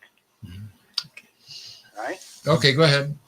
So, what you can do is you get the onion, the garlic, you get the cayenne pepper, you get the olive oil, and you get the apple cider vinegar. And you blend that together. and you can use it over your food, when you're putting ketchup over your food, or you can put it in your sandwich. Now that would help build your immune system. And that's why they tell you when you're using onion, if you have to leave back anything, you put it away properly, like in a Ziploc bag. You don't put it in the fridge like that because it would absorb everything in the fridge and pass it on to you. Okay. Good. Wow. Good information. Thank you. Okay. Yeah. Thank you so much. Thank you. You too, sir. You too, sir. All right. Wow. And as this caller just did there, and you realize, there's a lot of remedies out there, things like that we sometimes don't know about, but documenting, making sure, because if these things are put in writing, and you were to come across reading it at some point in time, and decide to try it to, and it works as you saw the other day that onion working for you now. I tell you what, because a lot of people, especially in America, know my relation with Carriacou. I think Carriacou and I'm there. So one Sunday, and this article on the television, and they called me and said, Leo Carriacou is on television. So of course I jump up to find out what's happening. It was a British research team in Crixton, going through, I don't know what artifacts or whatever they were looking for, but they were also dealing with the herbs. That is how I learned, somebody like me from Carriacou, that black sage is a great antibiotic. Not just garlic, black sage too. But I remember old folks in Carriacou to say, when you have certain maladies, what you do, you take black sage, you drink it for 7 days and stop. When they give you a strain of antibiotics, they give for 7 days. So I know I was getting knowledge from what they have it. Even recently, not recently, last year, I did an interview with Size in Mount Royal. And he said to me, well, I didn't share it until the African influencer came to Carriacou last week. So what he said that, I think he said long ago when someone died, they had a particular type of grass. He couldn't remember the name of the grass. They would have put it on the person's stomach, and that would have kept them for 2 days, because I think they said that long ago when someone died, you didn't have proper doctors to check to see, okay, well, yes, they died in truth. So they would leave it there and see if the person leave them to see if they could regain consciousness. But by resting that grass on your stomach, you wouldn't decay as fast as you're supposed to. I'm like, wow, okay. So I posted it, and people even commented under it and say, well, yes, they know the grandparents used to do that. Wow. I know, right? Yes. Amazing. Yeah, well, those are some of the things that we need to document again. Yes. And the practices and what, inside our island, because we are rich in culture, of course, we are rich in traditions history, and everything like that, And these are things that we need to know and remember. Okay, so as we're getting ready to wrap it up now for the Carnival talk, what you want to say finally to our listeners out there, Ms. Mills, start with you. Well, first of all, thank you very much for having us here, and thank you for all that you have been doing. When I listen every morning, I know that you have been promoting them, long before we said we were going to have a carnival. Early in January, Kim started playing soca and calypso. I'm like, yeah, boy, we're building the momentum. Mood. Right? So thank you very much for that. I want to say a special thank you and big up the committee members. You all have been doing a lot, and keep the spirit. Let's keep the spirit going to everyone out there, to our stakeholders and everyone that will be participating in the mass. It's not about one person, it's about us coming together for a fruitful kayak mass 2025. If you're out there and you have a home, you have some sort of accommodation, please contact us as well. And if you're out there and we haven't contacted you for sponsorship or cash or kind, please feel free to reach out to us, and let's get this thing done together. We're going to have a great Kayak Mass 2025. Thank you to you. And to your leftists, the culture, is still embedded in you. I know that. Yeah, just want to Strength Arena say that we are asking persons out there who can assist in any way in cash or kind to help us to ensure that the carnival take place. So, if you know you have a tent, you can give to the carnival, rent to the carnival committee, or lease to the carnival committee for the season, so we can, because a lot of for example, the botanic gardens, there's no shelter, so in case there's rain, we have to put down tents in certain areas. you can do that. We also want to encourage persons coming to Kayak Mass for 2025, whether you're from mainland, wherever you're from, and our locals. Let's have incident-free carnival. More than anything, let's show the love and unity, because Carriacou is always marketed as the safest carnival in the world. Let's show the world that we are indeed the safest carnival, peaceful, loving people, and we're going to have a wonderful time for Carnival 2025. So once again, thanks for having us, and hopefully before the season, we can probably pop in or call in and give some more information as we get on the home stretch, the final stretch before the Wednesday activity. Well, thank you so much again for coming in this morning and sharing the information with us. And like you always know, whenever you have any information you want to share with the public, feel free to contact us. Great. We are always there, okay? Kayak Mass 2025. The spirit of the mass outlives the storm. From March 26th to March 4th, the overwhelming resilience of our people, its rich and diverse traditions, will be on full display. We're kicking off on Wednesday, February 26th, with a massive street jam. It's the last road show at Hillsborough Square. Thursday, February 26th, Kaiso takes center stage with Kaiso Kingdom. The Botanical Gardens, Friday, February 28th, the Bacchanal and Energy of Soca. It's Horizon, the concert, the Botanical Gardens, showtime, 8 p.m. night. The Carnival weekend is reserved for private promoters. Support every event. Then on Monday, March 3rd, Carnival Monday, from 5 a.m., it's Juve. We playing at Dirty Mass. Then we return to Hillsborough Square for Monday Night Mass. Then on Tuesday, March 4th, Shakespeare Mass, Parade of the Bands, and the Last Lap Jam. Kayak Mass 2025, February 26th to March 4th, celebrated under the theme, The Spirit of Mass Outlives the Storm. That's right. Let's continue again here with Speak Out for today. And to remind you, our listeners, our telephone numbers, you want to interact with us, you can call us 443-0101, 443-0101. And you can also call 403-0101, 403-0101, and 458-1914, 458-1914. Let's continue with our discussion right now. Let me move over to you, Koi, as I know you've been following up a lot what's been happening around, and so you, Leo, as well, too.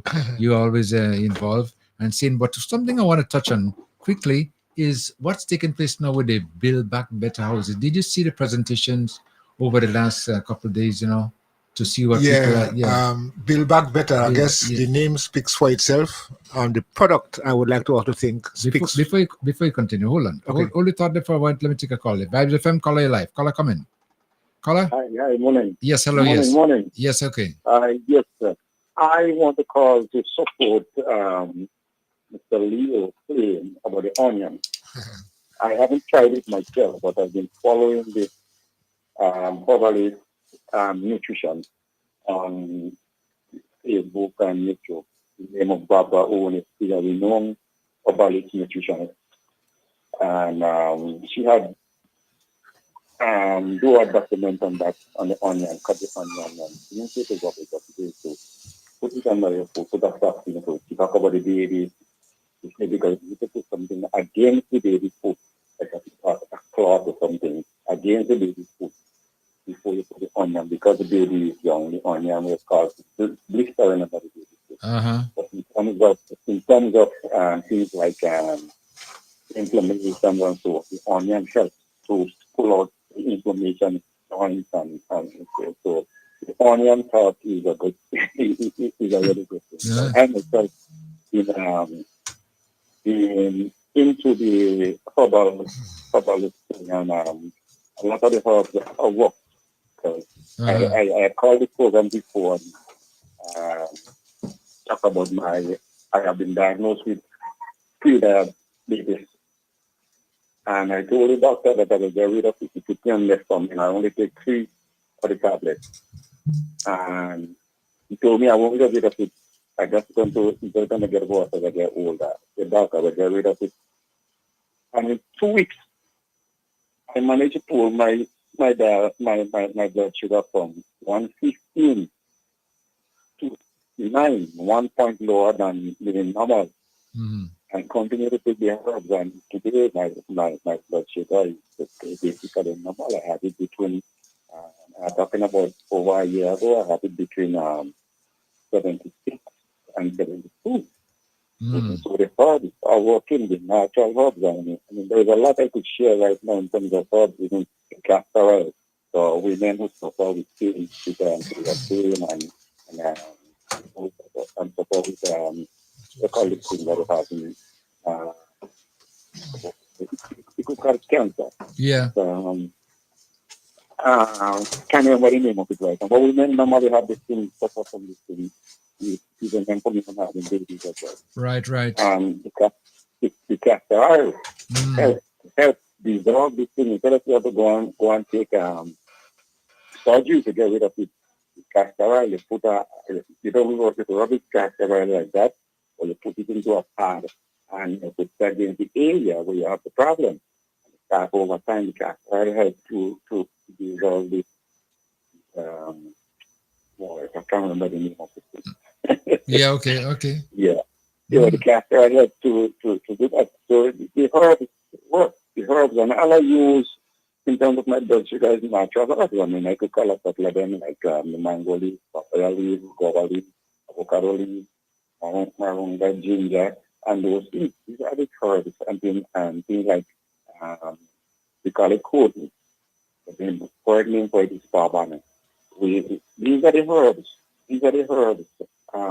that I use. So right now, I even move from being I move straight on into herbs and veggies. Because the thing about it, you have to change your diet. The thing about it, our diet is too much of a starch-based diet, too much of carbohydrates, and these problems, things like rice and flour. This is bad for us. Yeah. So the green leafy vegetables, a little banana, green banana, a little sweet potato, which Baba Owen claimed that we shouldn't use the banana and the sweet potato together because of they are good for it for our system, but because both of them are a bit high in starch, we shouldn't use them together because it causes complications over time. So there is a lot. I've been into it, and there is a lot. So Savio, yes, sir. Continue using the onion. The onion. Thank you. Yes. Okay. Thank you. Okay, I'll take care. Okay. Bye. So do you? Yeah. You gotta get me some of these recipes and things like that. Yeah. Because you listen to this caller, they're saying, that it works. Yeah. And it's working for you? Oh, it's working for me. Well, I said, I don't know if it's mind over matter, but it's feeling better. Well, now I know what to do. Okay. Let me get back to you, Coy, as we were talking about what happened over the last couple of days and what's going to be taking place in the very near future, building back. Houses are now being given out. Yes, well, this morning on my way down to here this morning, I've been thinking and I've been looking at, what we went through here in Carriacou was something that we should never, I don't think we will forget that in a little while. Because the building back process, some of us may have thought that the building back process could be today for tomorrow, in the kind of way. But the building back process really is a marathon. And I really would like to compare a sprint, 100 meters dash, to a marathon. And I observed a lot of people approach this recovery as a 100 meters dash. You just think it could happen. No, I want this. No, I want that. No, But as I said, thinking about it, I've been looking around and thinking about it, that this is going to be a long time. And we have to pace ourselves.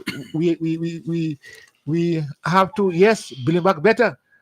And building back better is really a good idea because it will cause us to think what we're doing, not just do things because we panic and we want things to get back. No. So I think this building back better, has to be something that when we get out of it, we have to be better in our thinking, better in our analysis, better. That's what it means. Yes. You see, one of the things, people have been in the comfort zone and been taken out of it. And then there's an anxiety now, to get back.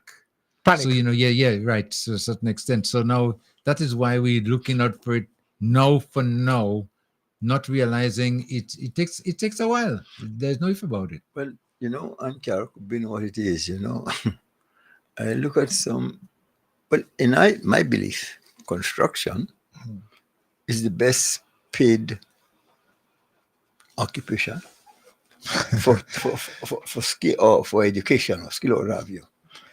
And you look at the way some of these guys work. I'm in pity for those contractors or the bosses and the leaders who hope to do this as a viable business.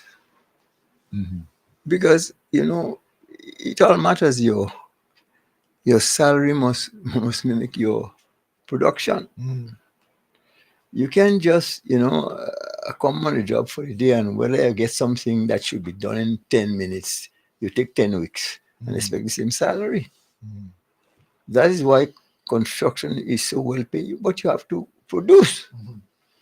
But pity a lot of the homeowners who probably don't have a clue and have to be subjected to this work ethic, boy. Sad. Yeah, it is. It is. Vibes FM. What's up, caller? Come in. Hello. Good morning, Brother King. Hello. Yes. Hello. All right. Good morning, Brother Point. Good morning. General Solio, 5-star General. Good morning, sir. How are you? Fine, thank you. Well, I like you holding on. Yeah. And hope for the best. Okay. I knew your conversation would have been like carnivalish this morning. I predict that already. Before I call. Yeah. Nice to hear that all is still having something and something still coming across. You know what I mean? Mm-hmm. We always think that we are one another keepers. So yes. getting a person gentleman. Mm-hmm. I'd like to know that we're organizing something for the kids and the thing. I mean, Kevin, keep up the good work, man. You can't keep up the man, though. Can't stop Kevin. Just like how they can't stop you and Kim and Paul. You know what I mean? Yep. This is Antonio. Mm-hmm. Well, yeah, I don't want to shift it, but the big talk today is the town hall meeting in September. I know, Kim, your antenna don't tell that already. Town hall meeting in September? Yeah. Yeah, because I organized buses from River Road and Damo and bumpers and all kinds of things later. They just be going up the pop 531. But you guys in Grenville all about. But I still want to see, boy, that blood again, they're having some regular meeting and trying to talk on this. Because talk them that resigning thing, you know what I mean? But they can't do it because there are some more coming, and then I see everybody in the point and more and Hatfield and Bush and Shoe and Cherry is very upset because Mr. Bean. This is a very good educated fellow and guys a man is a hard working fellow. And any of them is a pity and they don't get a hand. I don't know which direction going. I have no information towards that because boy, I still believe he would have a better chance to win the seat of maybe instead of Laco. He's more of a friend because he is not popular. I'm saying that and even get somebody, I'm just saying, if you could have read the hand of him, would have been real good because he'd have been a perfect replacement. Because this guy is educated, this guy is popular. And when you go bypass a man like that and say you want to put Evelyn, I just laugh. Evelyn and one of my audience is blind man. Two blind people, the blind leading the blind. But I sit back and listening all the program, still keeping it kind of badish because we are at 10,000 jobs that are coming up the curve. You understand? Okay. So, but I call you and move on that something they come, You what? Or you move on that something with that 10,000 We are getting space, man. We are getting space. Yes. Yes. Man, can't call him my brother. I give thanks for everything. So Yeah, we all thanks Thank for you. everything. Yeah, you're Brother welcome. Paul, Yes, thank you so Brother much. Paul, Yeah. Yes. don't forget to tap all in. Okay. I know I wouldn't forget it. All right. All right, thank you, Yes. sir. Okay. Good. Good. Okay. 443-0101, 443-0101, and 403-0101-458-1914. Getting back to you, Coy, we're speaking about the build back houses and Yes. what is taking place right now. And it's very impressive, very, very impressive. Yes, of course. Yeah, I mean, I just mentioned in my response, all the response, I mentioned about the um, the the process, yeah, where people have to understand that building back better is not something that is now, that happens now and just ends there, but it's a continuous process. And I think building back better, we have to approach it in a way that it will be a process, not to be finished next week or next month or next year, but we have to be able to be patient. And I think the whole experience with Beryl, both Kim and Sir Leo here, really is a lesson. I wish we all could really stop and think and appreciate it. The experience, I mean, I don't know, most of us may not have been for Janet. That was one of the main talking points of hurricanes here in Carriacou. Janet, not so much the other ones, but this one here that we experience now. They had to document that one. Yeah, I mean, come on. I mean, there's no two ways about that. Hold a second. Vibes FM, Lana caller coming. Yes, good morning again for the second time. Yeah, okay. I just want to say this morning, you know much credit doesn't give for the people that walk behind the scenes. You have a group of people in this country who support the other side. They never think about what's taking place in the country and try to uplift those who are walking behind the scenes. Look at, we have 50 student scholarship was granted to our boys and girls in this country. And my brother is because of walk behind the scene. It's because of walk behind the scene. It's because of walk behind the scene that caused what's taking place right now, right? When I hear Mr. Ander mention what's taking place, how they come to receive this scholarship behind the scene, I say, just how hard some people just walk behind the scene to help the country, and some people don't see that. Just imagine, you hear them talking about the Prime Minister traveling and playing like ball. But so much that man to get to come to help the people of this country, they don't see that. He have a young man in Carriacou. I find it hate kayak, the way how he does behave. Look at his young Perry. I think this is the first young, perhaps he might have more, but this is the first young woman what age. She own a electrical car. This is uplifting to the young woman and uplifting to other young women in this country. But if you blaze about that and they don't want to see that and they want to see that 30-something thousand people that vote for the NDC happy for that young woman. And we like to see you pose up. Because, she's not in the junction for Boxer, Kentucky. Some people just walk and you go on a when you don't have nothing, they give up a piece of chicken and they abuse you and they use you. Yeah. She's not in this bracket, so they wouldn't like that. So I just want to say to you, sister, I love you. And I love to see you keeping your head on top of your shoulder and raising your head high, not below. So continue, let that young man from Carriacou, he don't have nothing to say, continue bad minding. He gonna know how far he's going to reach with this bad mind. I only speak about Lady Samoa about she pension. Man, thousands of people receiving pension in this country. A woman in your own little island. How could you be so bad mind against them? and stretching it out to the mainland. Young man, you have to try to do something better. I don't know if you have children, but you may come to have children. And I wonder if you're going to think the way you're thinking now. Because Mr. Mills, to send a graduate, to send a child in university to get a education is not $2. Not at all. 60, the parents are working for $60 a day. You think they could have that money to send a child to secondary, to high education? And this, we have a lot of children in this country that could do it, but the help of the finance is not there.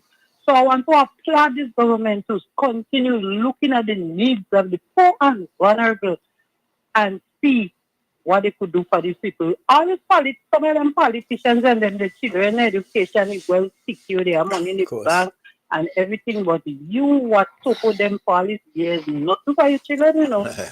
It's only a little bush by the road and making back and all fight it and get ready. Thank God I see a change in the quarrel for the fortnight walk on the road, and I see a change in some young men who walking and applying themselves now. They ain't coming and sit down 2 hours, cut some bush and go to work hard for the money. I see some installing this light around the hospital. They have these children and them walking with the energy.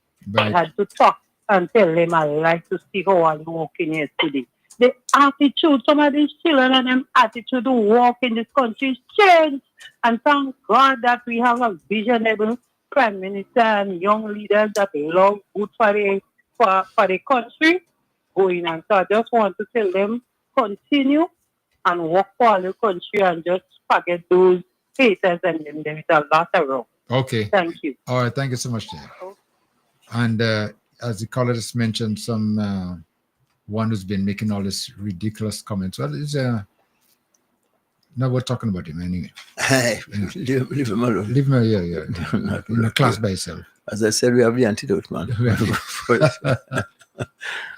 All right. Negativity. Okay. Now, on the positive side now, I happen to visit one of the homes that we are just talking about.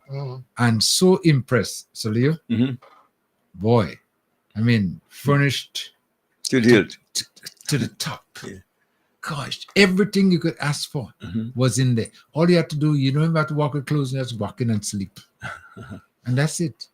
And this is something that the government needs to be applauded for. The effort that they're putting to make people's life better, building back, giving them something of value, something that they could really enjoy. I mean, it is a remarkable achievement. And there's quite a number of them that's been built right now, too. You know? Oh, yeah. There's quite a number. Well, and then there are a few more on the way now. Yes. Because last weekend, they cut the ribbons on 3, and the people were able to move in there. And in one situation, when I saw the recipient in tears, you know that it touches you. Yeah, it touches you. Really. But you know, the thing is, again, I don't know how many times I must repeat that for you to sink in. This treatment to Carriacou is unprecedented. It's the first time we never had it so good. We never had it so good. So what could be our problem? Those who criticizing, and you're talking about after you've failed to do anything substantive in say 30 years, somebody's gotten 2 years, you want to remove them and come and rescue Grenada? Huh? Oh, boy. Really, talking of, I just said that, so you know, Carriacou has never ever gotten this attention in in the history of Carriacou. I could go that far back to say in the history of Carriacou. Wow. And now we are getting so much is been done for the residents of Carriacou. I mean, there's words cannot really express how thankful we are and how blessed we are to be in a situation to be a recipient, you know, from this government. Because the 3 that we just spoke about there, I know of 16 right now as we speak that's nearing completion as well too. Build Back Better. Well, housing. Wait, you ever hear the government giving people houses like that? I mean, in Carriacou. I don't know. I can't speak much about Grenada, But I don't think it's been done there too anyway. But I'm just saying in Carriacou. But you think about that, just looking at the equipment, the equipment that had to be brought into Carriacou to do the actual cleaning up of all the debris and so on and so forth. No small feat, no easy task. But that was done.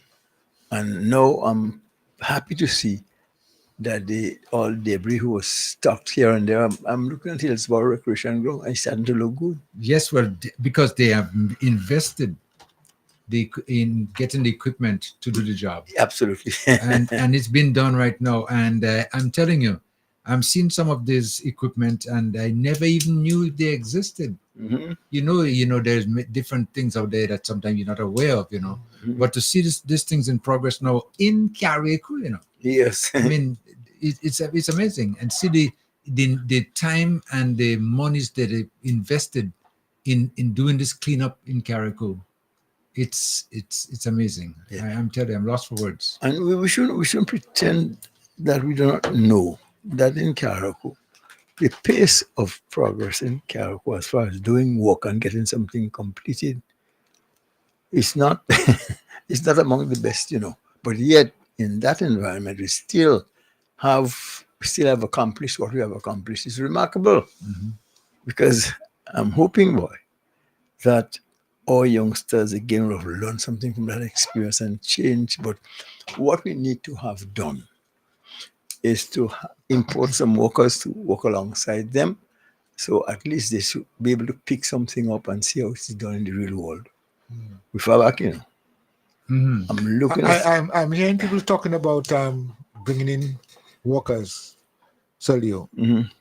And I'm trying to picture in my mind what happens after that.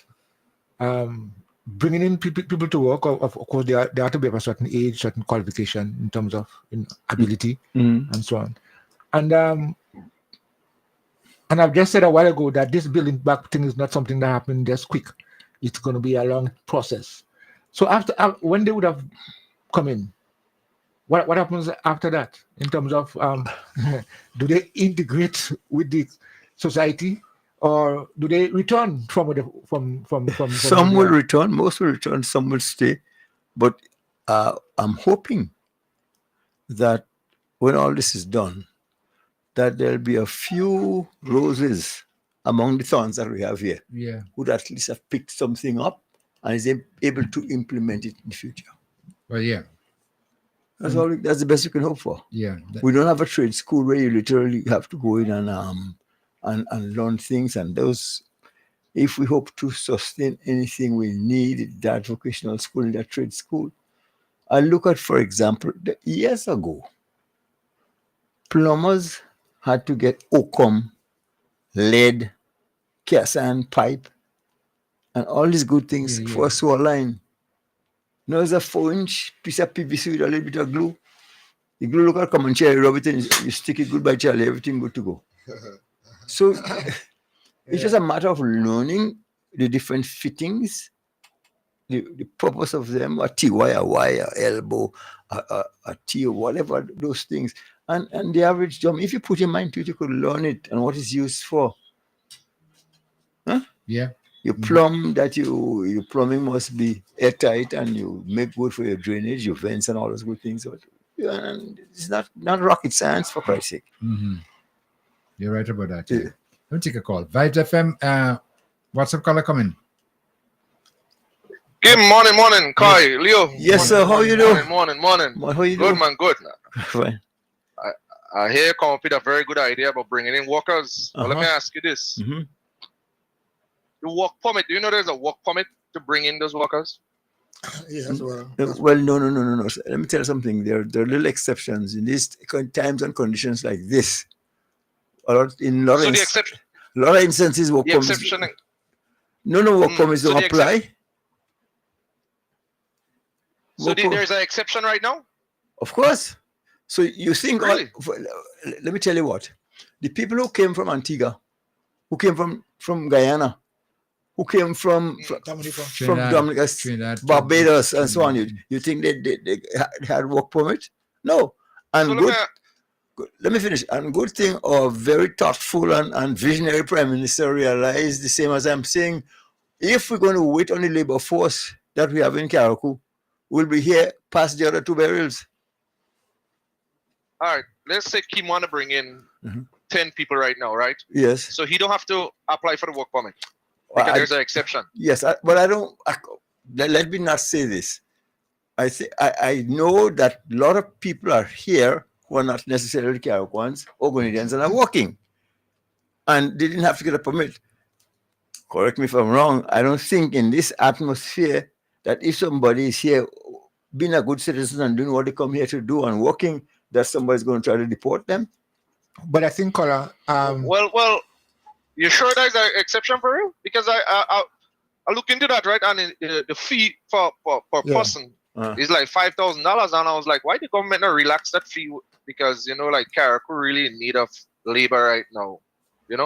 Relax that fee or waiver that fee and to get back the island going.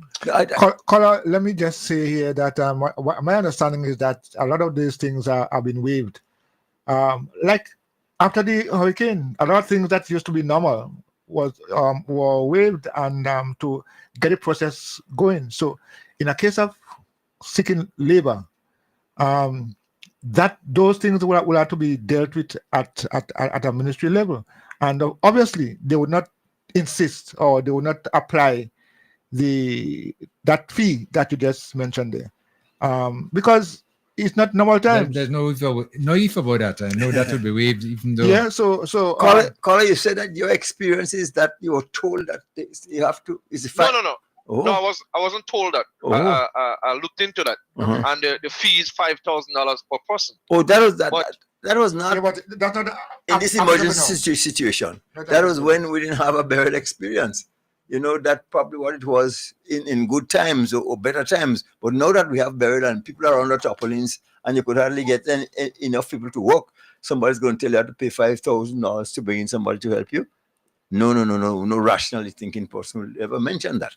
So, okay, but hold on. What if you had to bring in somebody? Don't you have to go through the process? Well, did any government official come forward and say, well, hey, the fees waived, whatsoever? For documentation purposes, yes, you have to go through the process, but that doesn't mean that you have to pay it. For example, let's take the barrels. You go through the process, but that doesn't mean you have to pay all the taxes and all the duties and so on. They have waived all those things. So similarly, all that part of the relief effort. Caller, I dread to think. I think I should look into that, but because listen to me. Listen, the only thing I'm looking into is how getting my work done, and that is enough for me right now. And I am not adhering to any official bureaucracy when I'm waiting. You understand? There's certain priorities that should take place. Rain coming, topple on the house you can get, and somebody come tell me to get a permit to get somebody to put some galvanized for me. You have to be out of your mind. You're looking for social unrest. No matter what. No. Yeah, that is common sense. In this instance, common sense will prevail. If they waiver it, Leo, that's good. Not if. It was. Yeah. As I said, look at all the other things that were waived. And I mean, this is the time they have relaxed all kinds of things just to ensure that the things are done in a regular time. Caller, you have all of 2025 to bring in supplies for your bill back without duties. You know that? Those are different times. Yeah, I know that. Yes, those are different times. So the quicker we get it done, the better for the government if they want to collect taxes. So nobody. I didn't see nobody announce that. I am saying, due diligence is always required. But in this instance, my due diligence is get the person on top of me also fix it, please. As fast as possible. As fast as possible. I think one of the things. But Leo, let me ask you. If you bring in 10 people and they're stopping grade, what's going to happen? Then you'll be like, what? What's stopping grade for what? When it happens. No. Listen to me. When anybody's coming here to me, they have my name and address. And I'm yet to get a call saying I can't make it. When I reach to Grenada, they stop me. That is happening. Yeah. All right, let me ask him something now. Okay. Hello? Yes, go ahead. Go ahead. There's a high uptick of sickness in Karaku, Kim. Do you realize that? What I sickness? thought you'd have a health official on the program today to warn everybody and make them be cautious and what is it? Taking certain precautions and stuff. Huh? What sickness is that? Go ahead. Well, I don't know what it's called, but a lot of people getting sick on the island. A lot. I don't know if you knew that. Well, let me say something. Hold on. It is normal in any country for people to viruses and different things, get to be going around. I remember when I was growing up, they say, "Oh, the little boy passing," or the whatever. They give them names, after. So I don't know of anything that you're really speaking about that I could really relate to, but I know people catching the cold, cough, stuff like that. That's normal on a regular basis. That never stopped. Yeah, well, it's normal if one or two people go to the hospital and visit, but it's not normal when like a vast majority of people go into the hospital over sickness. You said vast majority? No, I don't know of that. That's happening in Karaku. I don't know that. No man. This no. Yes. No. But Carla, how do we define? Vast majority? Vast majority. Like let's say we have 1,000 people here in Karaku. A vast majority, in my view, will be 600. Yes, not 60. Come on, little be realistic. Jesus Christ. Yeah, but hold on, Kola. If go on. No, Kola, you're saying something there that I'm not aware of because I live here, and I don't know of any situation there where we have no. Well, I forget the vast majority, but I mean we have anything to be concerned about that is going around right now that making people sick or to panic. Or anything of the nature, I'm not aware of that. But every now and again, some kind of a virus, some kind of illness. I'm going through Karaku. Remember, we suffered from the back and neck. Yeah, the back and we call it the back and. And there's somebody Karakuans. They're very good at giving names. I forgot. There's a few others I can't remember right now. Yeah, but I remember the back and neck. Yeah, and the back and neck does give you a good description. And I recall there was one in Grenada at one time, Bouncing Low. Yes, bouncing low. Yeah. A lot. Every now and again we get these periodic things, but nothing new and nothing to panic about. No, we had one more thing. We had some dengue the other day, and even me, I get my share of it, and I'm back now talking loud. Nothing new. One more thing before I go, right? Yes, you said something earlier about the relationship between Karaku and Union. I just pray God that relationship come back for real, because yeah. The way we used to move as neighbors really is like, damn, it was amazing. And like, I don't understand what caused this whole, but I pray God they get it back on track.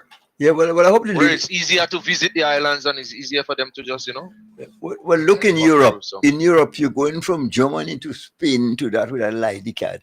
I'm in France, England, all these places where you have people and all these kind of things, and we want to full out immigration card and passport and PIF, all this kind of foolishness. And all of us hungry as kong. Where are we getting the money to do that? Instead, especially between Union Island and Karaku. Especially, and the fact of the matter is, I don't think we have the force to enforce any immigration rules between Karaku and Union. No, we don't have it. We don't have it. I don't think so. We have it. And we're getting it. We can't get in a hurry. So leave it alone. So in a situation like that, where the two prime ministers have to meet, or what's going on? Yes, the governments, yes. Well, let me say this much. I know something has been spoken about. As we're speaking now, that they are trying to see if they could make it easier. I don't know what the result is going to be, but that's in the talk right now. So hopefully, just Union and Karaku is like one. You just move as you move. Basically, exactly. Call us sometimes. From ever since. Yeah, but I used to go to Union when I feel like. We used to sail to Union to pick up street drinks and all. You might not remember them times, but we used to sail to Union to get the street drinks, some flour and things. Hello, caller. I always tell you, me, I don't care how you not you. And you say, I won't remember. What's the matter with this guy? You have nothing that I ain't do that you did that I ain't do. Nothing. See or not. I could promise you that. As a matter of fact, good man. Take care. Right, okay. Bye-bye. Yeah. All right. Okay. But having said that, and I don't think we have heard any of the threats, health challenges, and so on. But it is something that we ought to really be conscious about. Of course. Yes, and I mean, although we say that we haven't heard it and it's not so, I think it's important for us as people, to be aware of it and to understand that we have to take some preventative measures and protective measures for when these things happen. Because as we have agreed, it happens all the time, from time to time. So we as a people have to also, Well, let me tell you something. As far as I know, and since the existence of Karaku, because that's where I'm from, I ain't know anybody worried about something unless he come. Because what you gonna do? If he come, and when he come, he do the best of it. I mean, like and Karaku, there was even more carefully forget years ago when you can bid. You tell you bid before you are, and this is so much a hogwash. Yes. So we talking about taking precautions, we used to over AA. Yeah, you can be. Vibes FM caller. Your blood heart, you can go in this. WhatsApp caller coming. yes, go ahead, yeah. Yeah, morning. Yes. Afternoon, matter of fact. Yeah, caller talk about people getting sick here. Where you get that from? Here? I don't know. What kind of misinformation, what kind of rumor, what kind of propaganda is that? This color needs to stop that, man. Where you get from? Don't know. Affect, we live here. Normal sickness, normal thing, people get a little cold. You bump your toe, you go to hospital. Hospital? If you go to the hospital now, see much people at it. Listen, caller, if you bounce your toe, you don't need to go to no hospital. Tie a piece of thread with your toe so your toe could see. That's how you should fix it. What the hell? Yes, you need to get that. Yeah, you can. Stop that, man. This fake news from you need to stop that. We leave here. Well, yeah. I never heard. All right. Okay, thank you. Yeah, but that's just misinformation anyway. As far as I see, because we don't have anything yet to be concerned about. Not at all. So, Kimbo, what I mean, you're laughing. You never tie thread in your toe for you to see. Oh, you mean? Well, not to only tie it, Roland. A piece of black cloth when you can get thread and you tie it. So the toe goes because you bounce in the toe too much. Yes, so bounce in the toe. So that means the toe cannot see. Yeah, you can't see. That's why he bouncing so. That's why he bouncing. So put on headlights on your toe. Put on headlight on your toe.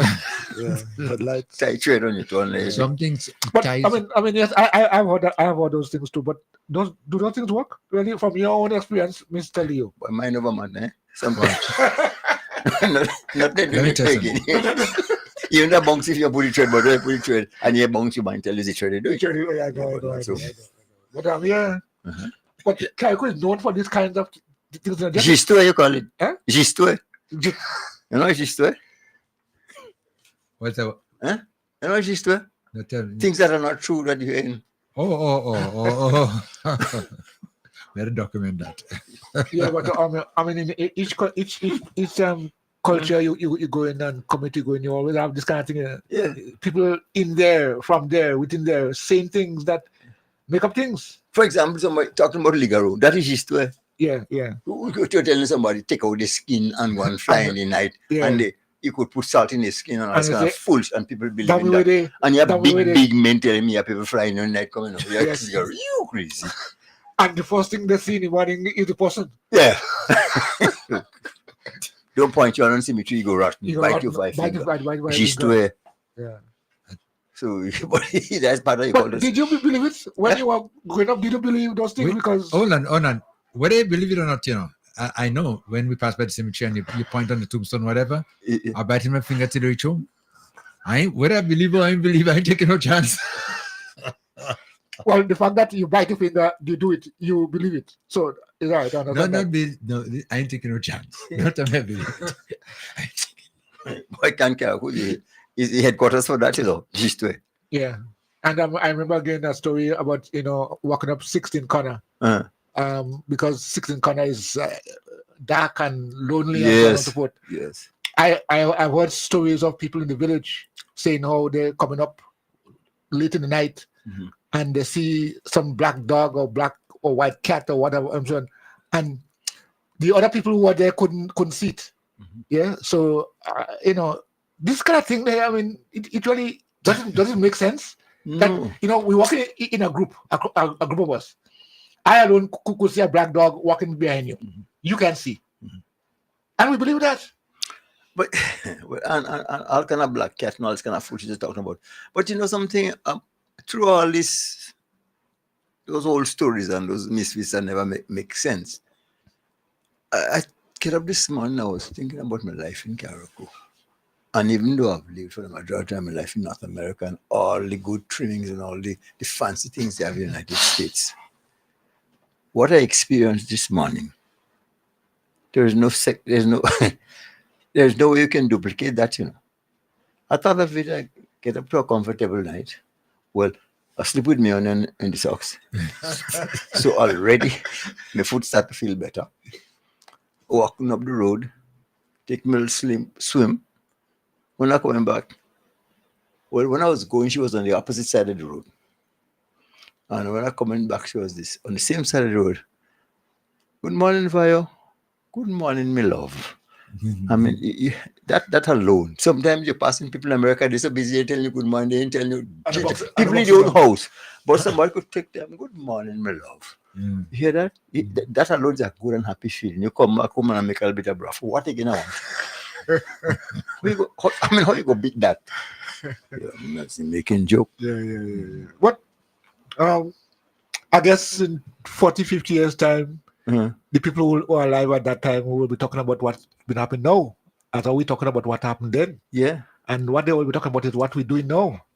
Because you're so true, because you know, I told my children one time when, you know, I've been in music all my life. Me and Kim, and that's all we do. We've been in music all our lives. And you know, the songs that you grew up to and the kind of melodies and this and that and the lyrics and so on and so forth.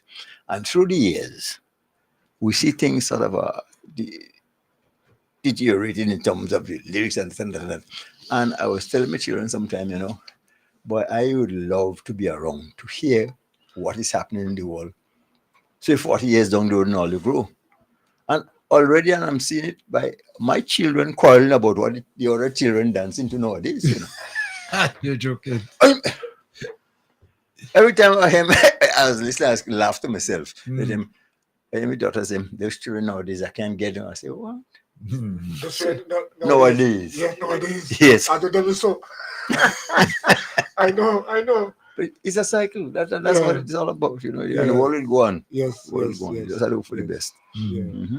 So what do? We do we document what is happening now? Yeah. So we can have the true meaning. To the best of your ability, share your experiences with them, and hopefully they learn something from it moving forward. And I guess they'll do the same thing with their children. So Leo, yes, something just popped in my mind. Eh? Go ahead.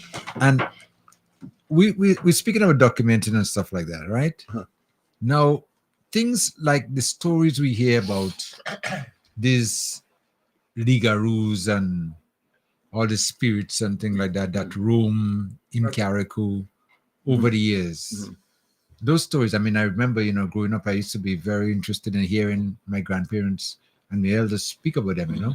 Should those things be documented as well, too? Well, so you tell, but as far as I know, we have, we say about them, Manti. Manti. You know what I mean? Yeah, those are, yeah. Okay. Yeah. You know what Manti mean? What, for entertainment or just? No, lie, not true. Oh, okay. So, but you know, you hear it and you share it just for. Sometimes I think it's for entertainment. For entertainment purposes only. Yes, and those are things that we laughed at years ago, and not everything you hear or know is true. But I mean, it existed because. so wait, hold on. You wake up one morning and you see a wrong spot on your hand or your leg, especially women, you know. Yeah. And you know, like pins, you know, and you see like needles or some kind of thing like that, right? And you say somebody sucked you. Somebody sucked me last night. Is that, I mean, real or is something you unrest on? Something unrest on. And that wrong. That wrong mark. Let me say, mark never wrong. Unless a penny you slip on, at 25 cents. But no. Well, no, yes. I mean, not Yeah, necessarily wrong. Yeah, wrong. Yeah. But, you know, you could see the image. Yeah. You could see the thing there. Boy, nobody could convince me that there is Sokuyan or Ligaro. And what they explaining to us of Ligaro. Remember, before that person fly, they had to take out the skin, you know. Yes. What the hell is that? And leave it home. Yes. And they go and fly, suck people, and when they come back, go and put it back on. Chat. And you expect me to believe that? How you expect me to believe that? I don't know. I think one of the narratives. Let's go. Let me take a call. Vibes FM, caller. Hi. Good afternoon. Good afternoon, my dear. I really have to laugh about this, because it's only this morning I was talking to a young girl, lady. I just want to have my feet done. Yeah. And we were talking. I have a bump on my leg, and she said, "How did that happen?" I said, "I really don't know." And then I told her a story of what my grandparents and parents used to say. You get up and you see a bruise on your leg or wherever, and you say, "Oh, well, I won't call the man name."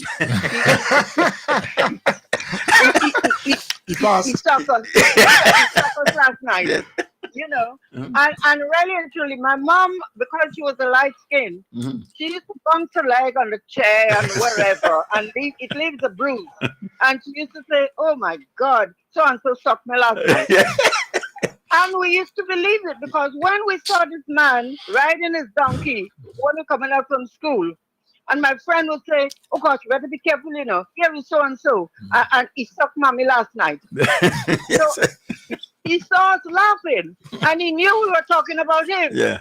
So anyway, she asked, "What is this all you're saying? What is this all you're saying?" So my friend that said he sucked people last night, she said, we were just saying, "Look at your donkey, look at your donkey." And he said, "No, you didn't. And you better tell me the truth." And guess who told him the truth? You. I said, "She just said you sucked her mother last night." She's still holding me responsible for the beating she got. You should talk. You should talk. I shouldn't talk, but I said, "Yes, you said you sucked her mother last night." And it's only today we've been talking about it, and some people still believe it. I'm going to say this is so ridiculous. It really is. But anyway, that is my little story. And you all have a blessed afternoon. Okay, thank you so much. Next landline caller coming. Yes, good afternoon. Today, I'm laughing at joke because I used to believe in it. And when we see a such man, we're really judging.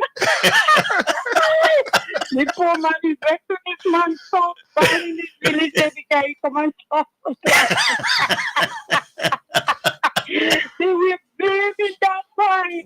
He tell come back and you let go and I will do mark. They tell us put salt in front of you and stand because they have to come to be a stand. So we also believe these things and they don't know. So why I like to tell you so that man in the village don't believe. We don't mess with him. Yeah, boy, so they laughing at us, so we also believe in that too. Yes. All right. Thank you. But these things were all around the island, whatever it's heard here was heard, Again, what you were taught as a kid, you'll go with that in your mind, and until you're old enough to realize that it's not true, you'll believe it. Yeah. Huh? And some people telling you in a very convicting way, that's what they experience and what happened to them. And as everything else, news program, they're going to repeat it to somebody else. Yes, and they keep on repeating. Yeah, down the road, and everybody believe in it. There's also this story that used to be form part of the narrative. They say when you see them, if you get up in the night and you become conscious that they are wrong, you get a scissor and you point it at them, and they can't move it. They're staying right there until morning. So they'll keep the scissors pointing at them. I mean, I don't understand how that happened. Watch. But I mean, that's the thing that we were told at the time. No, as you speak about the scissors, hold on. Let me tell you.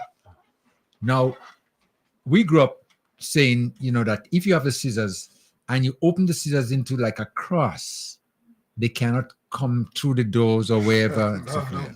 So at night time now, what we do, we get all the scissors, one by the front door, one by the back door, one by the window, and cross them to make sure that we're safe inside. Because they can't pass over scissors, you know. Not scissors, cross the freight. Cross the freight. Cross. Because this poor lady boy, years ago, look, we're living in Fiji, and you have to walk to and from school in Bosaju. Yeah. Only go down Leicester, there's this two ladies boy. We should take sand and make a big cross in the road. Yes. And Paul, I know they were scared of the crossing. They used to pass on the side and say, you see? You see? Yeah, these are things that we all experience at some stage. All kinds of things, all kinds of those days. Yeah. And agree. I would like. I mean, I don't know if I'll be wrong, but I would like to know what happened in 50 years time to how they interpret now. Mm-hmm. Because we are not talking about how we interpret then. Yeah, what they should say, what they told us, and Laja Bless and Jombi and all this kind of thing like that and so on. Mm-hmm. And you know what I also heard that it said that thing is not they're not popular now because they are vehicles. Mm-hmm. In those days, they didn't have vehicles, so they used to roam. Yeah, okay, yeah. But now we have vehicles and a freight vehicle. Freight vehicle. Yes, I don't know how they would tell them that. Well, that's what they deciphered. That's what they concluded after thinking about why they're not, explaining why they're not around. But the explanation that we got is because now that we have so much lights, the lights, because of the lights, street lights and things like that. Huh. Is that now they will be seen too easy, so now they have to just go into hiding, and that's why they're not. So the spirit. Yeah, the spirit again. It's because spirit and like love darkness.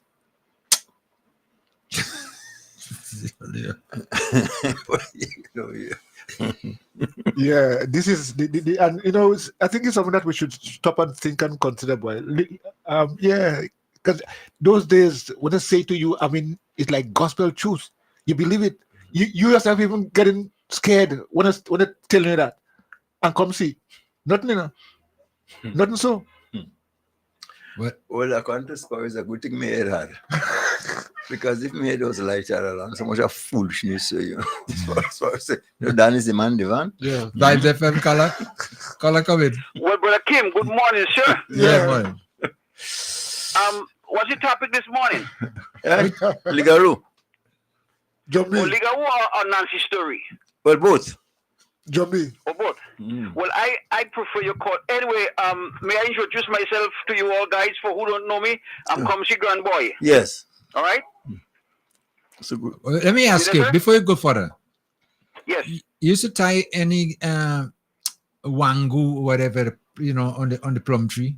Wanga. Like, Wanga. That's what Comsy used to do it. What? Huh? Wanga. What is Comsy used to do that? What did she used to use? What she used to use? I have no idea. I know I see the thing hanging there. And nobody can touch the plum. But tomorrow morning she in tongue selling the same plum. the same plum. She in tongue selling it. Listen, man, watch me. All you fool people so much. Watch me. Listen, the only story I could give you. For instance, in those days, you had no phone and thing. I would just show up in Carriacou as the car stop and cause the phone and look out. Tati, I thought would have come. Yeah. Because why? A bird passed this morning and whistle. You understand? Listen, man. Jesus. I'm so glad these people and them dead. Well, the children now and taking that kind of stuff. Hmm? I mean, up to 2 weeks ago, a guy came by my house here to do something. He from St. Lucia, he say. And he come trying to convince me about spirit and this little man walking the road. I say, sir, I'm 77 years old. And you trying to convince me? Oh, man, well, you never been in Haiti? I said, well, that's why them damn Haitians suffering like that. Because they believe it was that shit. That's why they're suffering. Because if this was true, people that love Haitian. Because you know, you go in the pharmacy and you buy some red Lovinda and all kind of thing, and then people are selling little groundnut sugar cake by the market. They sprinkling thing around the tray and rubbing behind the ears and all kind of thing. And the only person that benefits is Mother Annie. That's the only person. You understand? Yeah.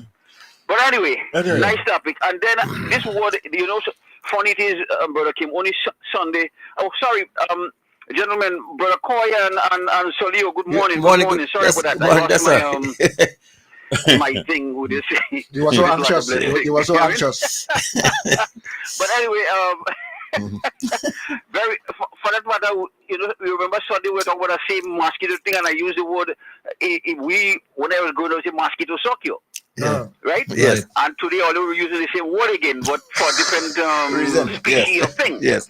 You see? But the funny thing is, the people that used to say that doing this thing, when you look at them, then people get hardly walk. Yes, it's true. But they fly. What does fly? You know? Fly. That's how they fly in the night. Yes.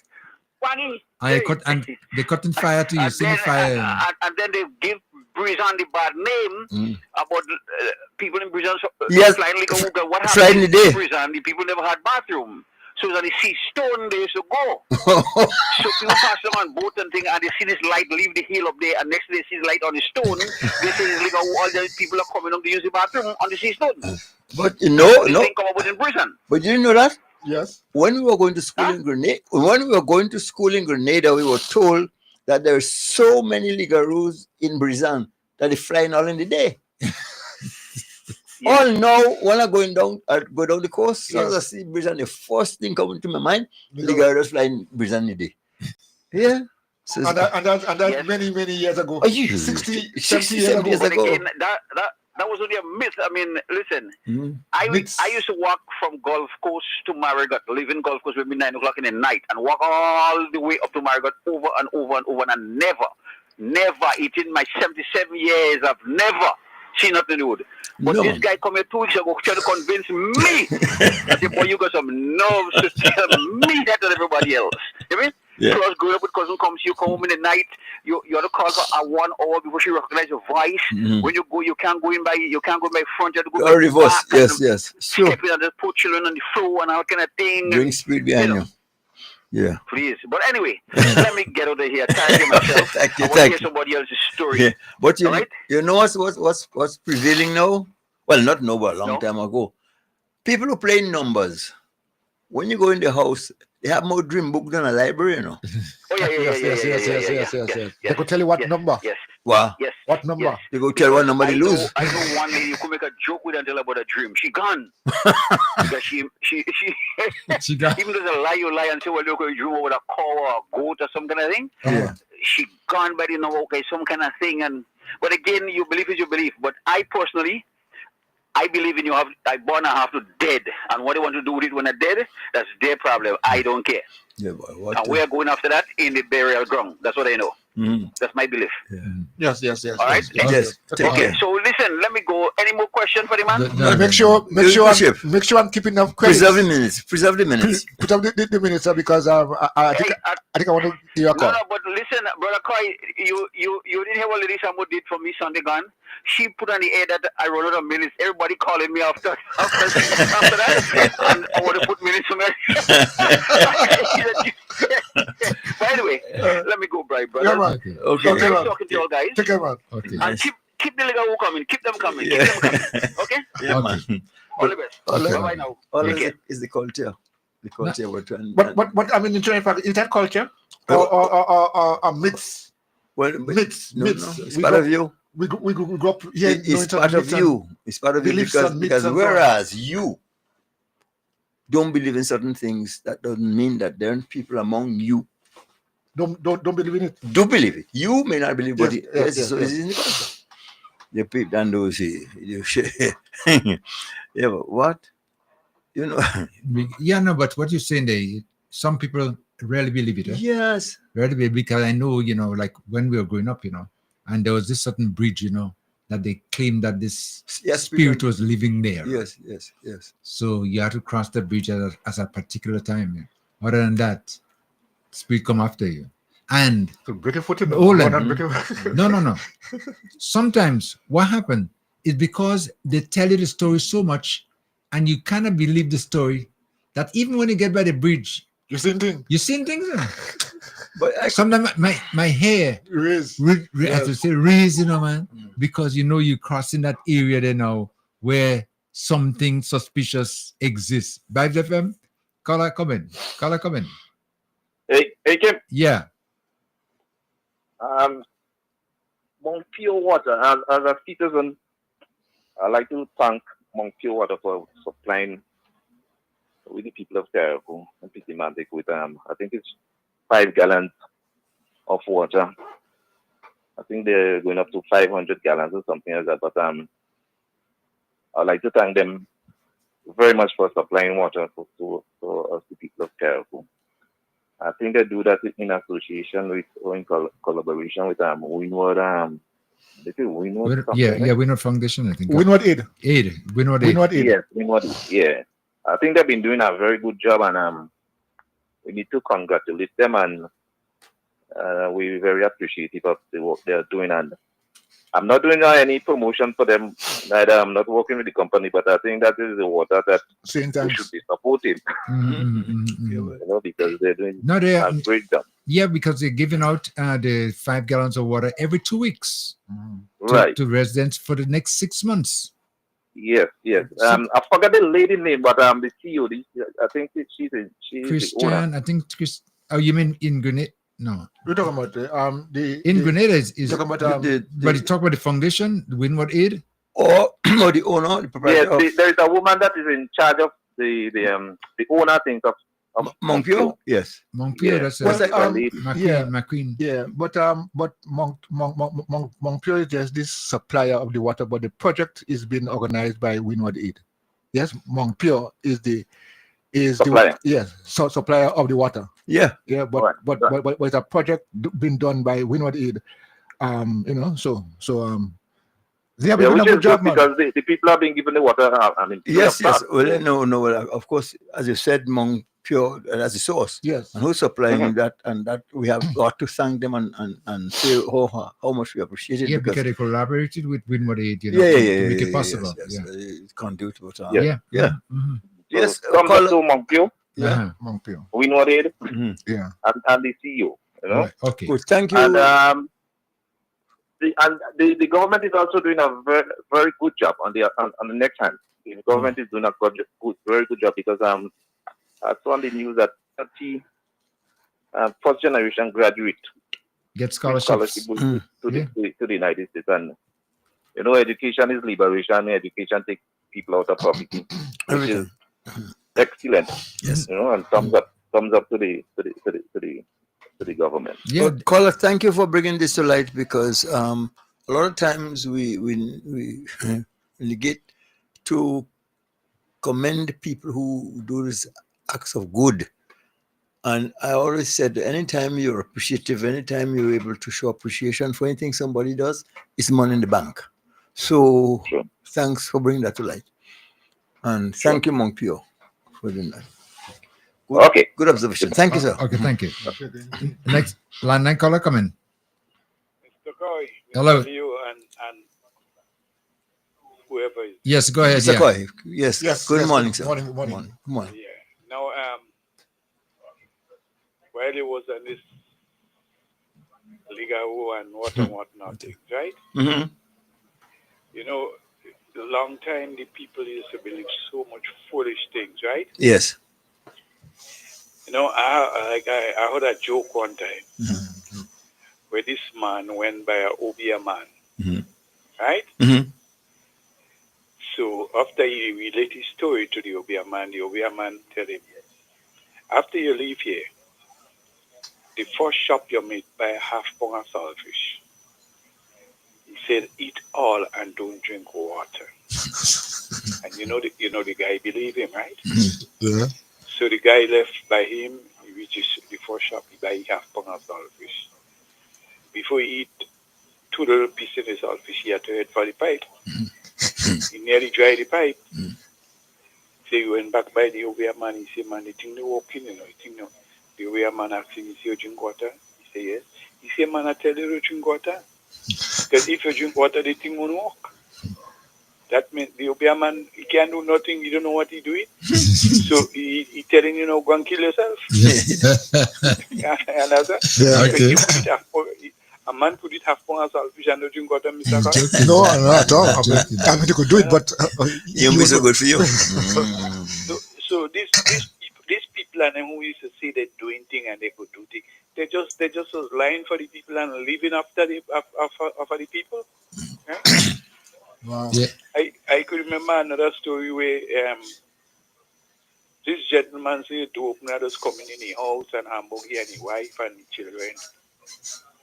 So he went by these people, and the people tell him what to do. So when the man come in, he can't go back out. So they tell him that he alone would have to stay in the house, right? So his wife take them children and she drop it by his grandparents. And she tell him, no, I can't leave you there alone to do that. They have to stay with you. He tell her, go on. She said, no, she don't go. So they do the thing and the man come in the house. Right? When time for he go out, he can't go. So he start to turn all kind of ass, all kind of jokes, all kind of thing he turning inside the house. He can't go out. When he turn on, he watch his stove. He see a pot on his stove. He go and he uncover the pot. And he go not like if he go to in the pot. She ball, oh God, no, don't do that. That's the only thing I have to give me children in the morning. The man is so, these people are using you real dancing story. And this dancing story is to sound like a real truth to them. Yeah. Yeah, I call it entertainment, man. Entertainment. That's what I do. Entertainment. And they used to have us afraid to walk the road. Yeah. Oh no. You understand? And I could tell you, I would be 74 years in August. And it isn't that hour and the clock I have walked the road, Mr. Corey. And I have never ever seen anything. You understand? Okay. Then when you sit down and you put it together, you say, but wait now. All these things you're saying you just have on the road and you're walking and you're not seeing anything. You know? Mine never matter what you believe, man. Yeah, understand? Yeah. You see, those times when they're teaching you about the cow jump over the moon and all kind of things like that. So anything they tell you believe in those days, you understand? That's all. You can't put children sit down now and tell children that. No, man. You understand? Them children will laugh at you. They might even afraid to come by you. Okay. Okay, caller. Thank you. All right. Thank you so much. Okay. But Hold on. Let me take another caller. Vibes FM. Hi. I'm sorry to have to call back again, but it's on a different subject. That gentleman that talked about the Mount Pure water that the Windward Aid has distributed, I'm going to say that is such a very good initiative. I went to collect my water, and it was really, really good. And I was told by one of the Windward Aid that the water was supposed to come from either Dominico or St. Vincent. They were supposed to go there for the water. And our beloved Prime Minister said, no. It has to come from Grenada. And he recommended Mount Pure. And that is how we are getting the Mount Pure water. Okay. You know, and I thought to myself, we have a wonderful, an absolutely wonderful Prime Minister. And I love him just as much as Mr. Joseph loved him.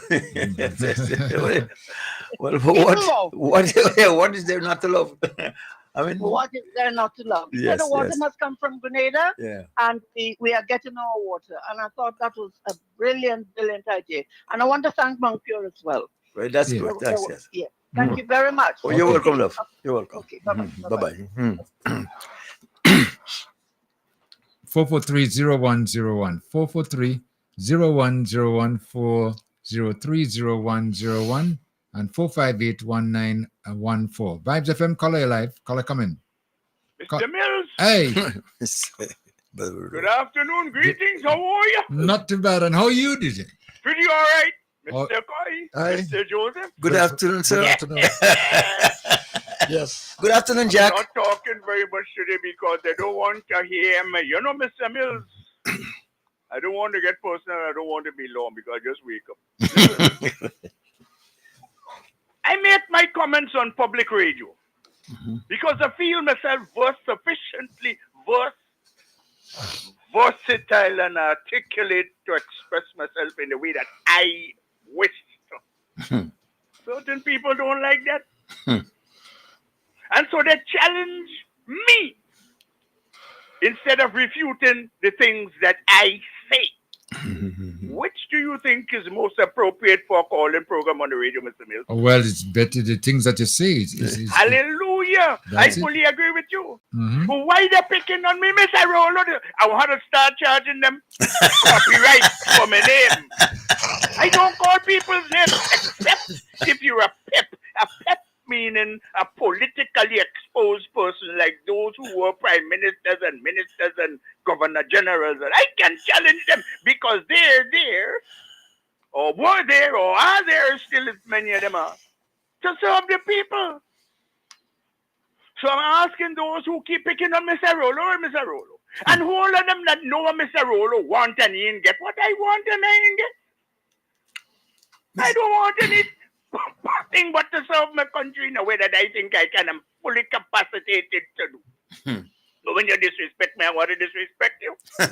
So I hope I hope that the message has been clear. Refute what I say with your facts. There's a statement that goes as follows. Defend your thesis with critical debate and defense of your truth.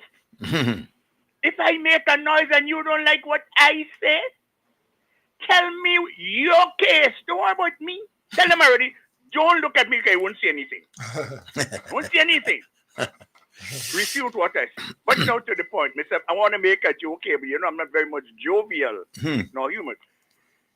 But the lesson from the myths that you were speaking about already a while ago, the Lugaroo and the Ringy Dingy and who again Sukuya and the Laja Bless and pay attention to this. Modern thinkers have come about and have made upon analysis have formulated this statement. The key to tradition is not the tradition itself, but the intent, the source, and the purpose of the tradition.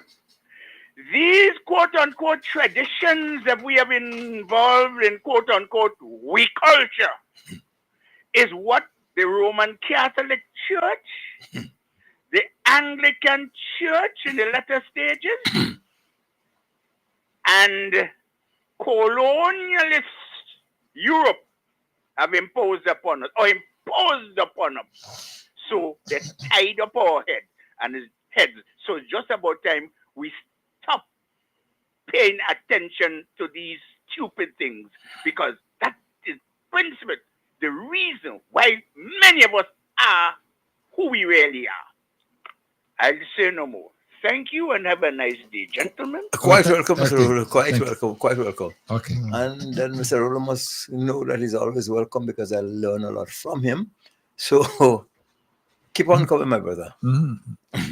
But he sometimes gets criticism, as you just mentioned there, you know. But I believe that one of the reasons that he's getting this criticism because people sometimes, when they realize how eloquent and knowledgeable you are, you know, they sometimes dig a pile over that, eh? So they just want to say something negative to this. But sometimes it's capable to go right over the head, you know, with some things that Yeah, they don't understand. They understand. No, Mr. Rolo, you're always welcome. All the time, yeah. And somebody just messaged me, just telling me that they are recipient too of the water, and they're very thankful for the gesture. And they weren't aware that the Prime Minister was involved in negotiating with Windward Aid and the local producer of the water. So that is very good, though. It's always good to work, you know, with locals than outside. See, another Vibes FM caller. Hi, morning. Hello, yes. Morning, yeah, calling from the mainland. Yeah, okay. Sure. Yeah, how you guys doing up there? All right, not okay. bad. What about you? All right. Okay, good. Yeah, so I just called something I heard on the radio, and I want to one of the minister, either the Minister of Finance or the Prime Minister, come and clarify, because we have one to say he's the chatters on the street or whatever. Just call and see how the ministers of government raised the salary as they come in, and he was saying that the opposition members get the same raise too, from $2,000 to $5,000 they get now. They are the opposition. No more. Well, and plus they're getting 10,000 for the community constituency allowance. So. Constituency And I think allowance. it's 5,000 constituency allowance. So Yeah. I want to come and clear the air because you see they have that concept going around and saying that the government raise the salaries, and that is not true. And tell people that the opposition, the 6 elected opposition members getting the same raise like the government do. They raise their salary too, plus they're getting the same $10,000 constituency allowance. Mm-hmm. So Yeah. I don't understand. Well, So well, I this- want this that cha- to be this- clarified. No, the chatters on the street is a propaganda machine. Eh? Yeah. That's what they are. So whatever they're saying is not Yeah. factual. Mhm. They just go to make some noise, propaganda, I call it. So sometimes you don't So even I bother. want to big up. So coming up, all the carnival from next week Wednesday. Next week Wednesday, that's correct, yeah. Yeah, from next week Wednesday. Okay. Mm-hmm. Yeah. So I will try to come up maybe for a couple of days because I want to come back down because we had I think it's the convention down here or The convention, yeah. yeah, and then they had a rally in Busheju Right here, yeah. down here. That's next week Sunday. Next week Sunday, I think. Yeah, that is next week Sunday. Uh-huh. Yeah, the second. Right, yeah. Yeah. Uh-huh. Yeah. So I want to be there. Well, Once God permit me. well, that would be nice. Yeah. So we're going to see you facing the So rally. Alio. Uh-huh. So all kind of listening, you guys. Okay. Yeah. Okay. Yeah. All right, thank you so much. And we Prime Minister, we thinking ahead, eh? Yes, of we course. have a lot of vision. We don't thinking backward. We don't reversing and forward we going. So that's why the vex. Yes. Forward. Forward. Yes. All right. Right. Thank you. Okay. Right. The line's open again. Eh? Yes. I'm thinking that my mind is still back on this same thing that they taught us from Swiftly Small. The myths and so on that we are told. Looking back at it now, I think that contributed towards keeping the family closer together, in the sense that you have something to share, you have someone to talk about. You have like sit around and listen, and all they could talk about is these stories, and I think it brought people closer together. Mm-hmm. I mean, here the point I'm making, I want to make also is that we don't have anything to bind us close together as a people, as a family. Now, of course, everybody individually on the device. You're mixing up with anybody per se. So I'm just saying, those days, that's one of the reasons why we had so much of family togetherness. Whether it's telling you those myths or whether it's telling you something else, it provided an opportunity for dialogue and conversation in the home. Yeah, which we don't have now. I mean, you're sitting on the same table and you're far apart, kind of thing. You don't have that dialogue anymore. See, because sometimes we, as well, not just as black people per se, because one of the things that hit home as you talk about that, in America, especially for those kids who were born in America, some of them would have had some character bringing, but then the true experience they never enjoyed, and you will be sitting around the table, and we eat or self-filled, and after that is finished, the next item in the program is dance. Music and dance. So I had to put an end to that. I said, no, we're here as a family. Have different this, brother, that. Some of you don't even know who your cousin is.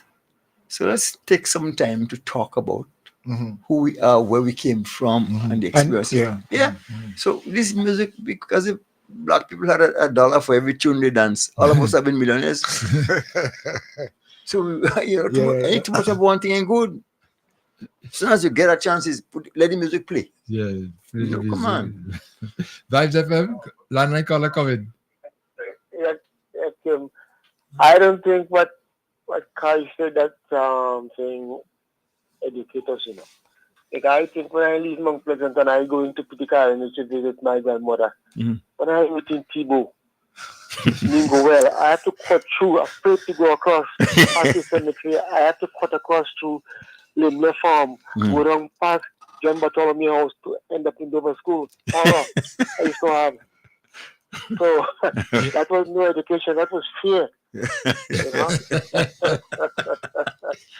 Anyway, take it easy, fellas. Okay, I right. know what, take it easy. That came about because of the stories you heard. Yeah. Not even that. But I'll tell you one thing. I know some people at nighttime driving through Tebow. Driving, you know. On the skid. Skid, they bring up all the glass. Yes. And watch. They're just trying to get out of Tebow, you know. And if something if the vehicle just go down a little, I mean, you could panic, you know, because of what you thinking. Yes, caller. Yeah, no, but you're right about that, you know. The fear. We just had that fear in us that we just, for sometimes we have to just respond in all kind of crazy ways. But haven't they used it to keep us from coming home late? By telling us all these stories so that you know that before we get dark, you have to try and come home. All these stories they told us then is to make sure that you come home on time and them laughing. But everything has its two sides, eh? Those people who wanted their privacy, TV was the ideal place, you know. TV? Yeah. Yes. You know, if by the person, they stop to see who's around. And even if they see anything, they see. They see, yeah. Yeah, you know, well, this, you know, why? I mean, really, you know, looking back at those times, eh? Yeah. And what's taking place now, seeing that you have grown now, you know. But I wonder now, though, just thinking about that, could you really tell the stories now to the younger ones now to make them believe? No. Yes, you could tell them. You tell them. You could tell them, but then they're laughing at you. They're laughing at you.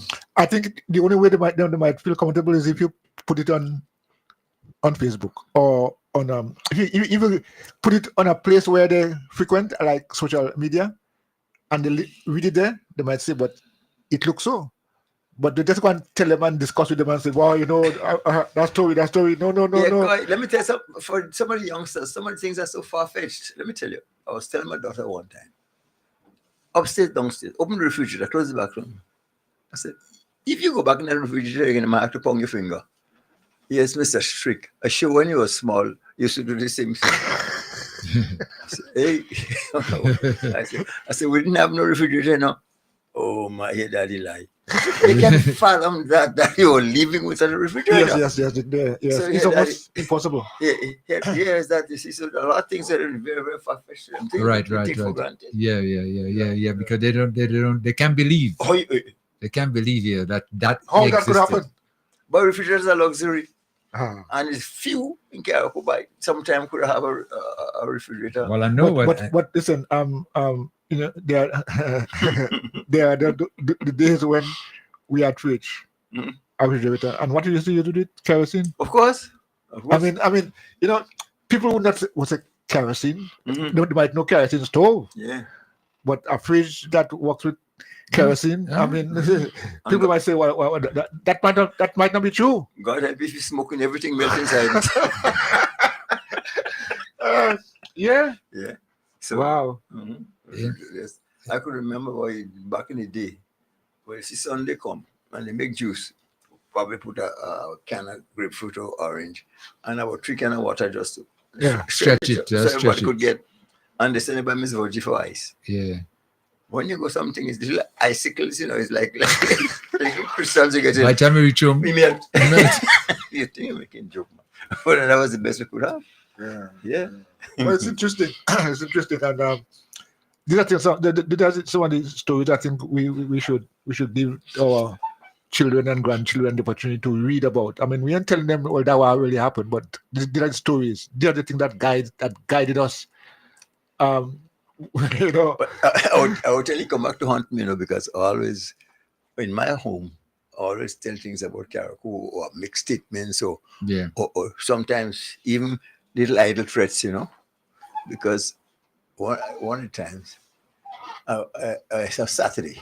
I work for the weekend and I come home, I want to relax and I take my guitar, put it on, I put me on fire, on a plane. And my daughter upstairs cleaning. And she goes, Mr. Daddy, you're making too much noise. Mr. Daddy. You, Mr. Daddy, you're playing too much noise. So I keep on playing, but you're ignoring it. Come down. Hey, you Leo. If you stop making this noise in here, I give you one kick, you think it's donkey will kick you. So I say mission accomplished because I know you're donkey in America. So bring it. I said, I know where you get that from. So I can't be upset. Well, you know what? That's a donkey in life. You can donkey. You think it's donkey.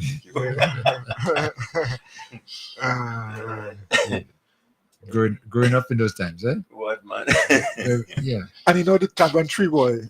The Taman tree is one, yes. The Taman tree, anytime you see a Taman tree, after them big one that grow up. You're tolerant spirit. Yeah. They hide them for you. They hold them for you. And Mumbai too, you know. I wonder if youngsters today, I bet you $10 to nothing. A lot of youngsters today don't know what a Mumbai tree is. Yeah. That'd be true. Oh, you mean not true? Because when I watch plum loaded and children are picking it. Yeah, Mumbai. Mumbai are right to get rid of itself. Yeah, no, you're right. And Bamboo Port. Yeah, well, Bamboo Port is but we used to go by the Mumbai tree. And because sometimes, you're trying to stone them down, they can't, and until they fall down. Oh, and sometimes that was a meal. Yeah. Yes. Uh-huh. You had one by the Anglican church, they were big as a golden apple. So it's sour.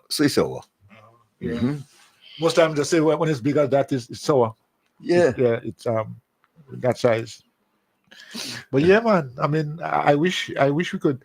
Sometimes I wish we could relive those days and just laugh. I mean, in them days we didn't understand and grasp the gravity of it. But now, I mean.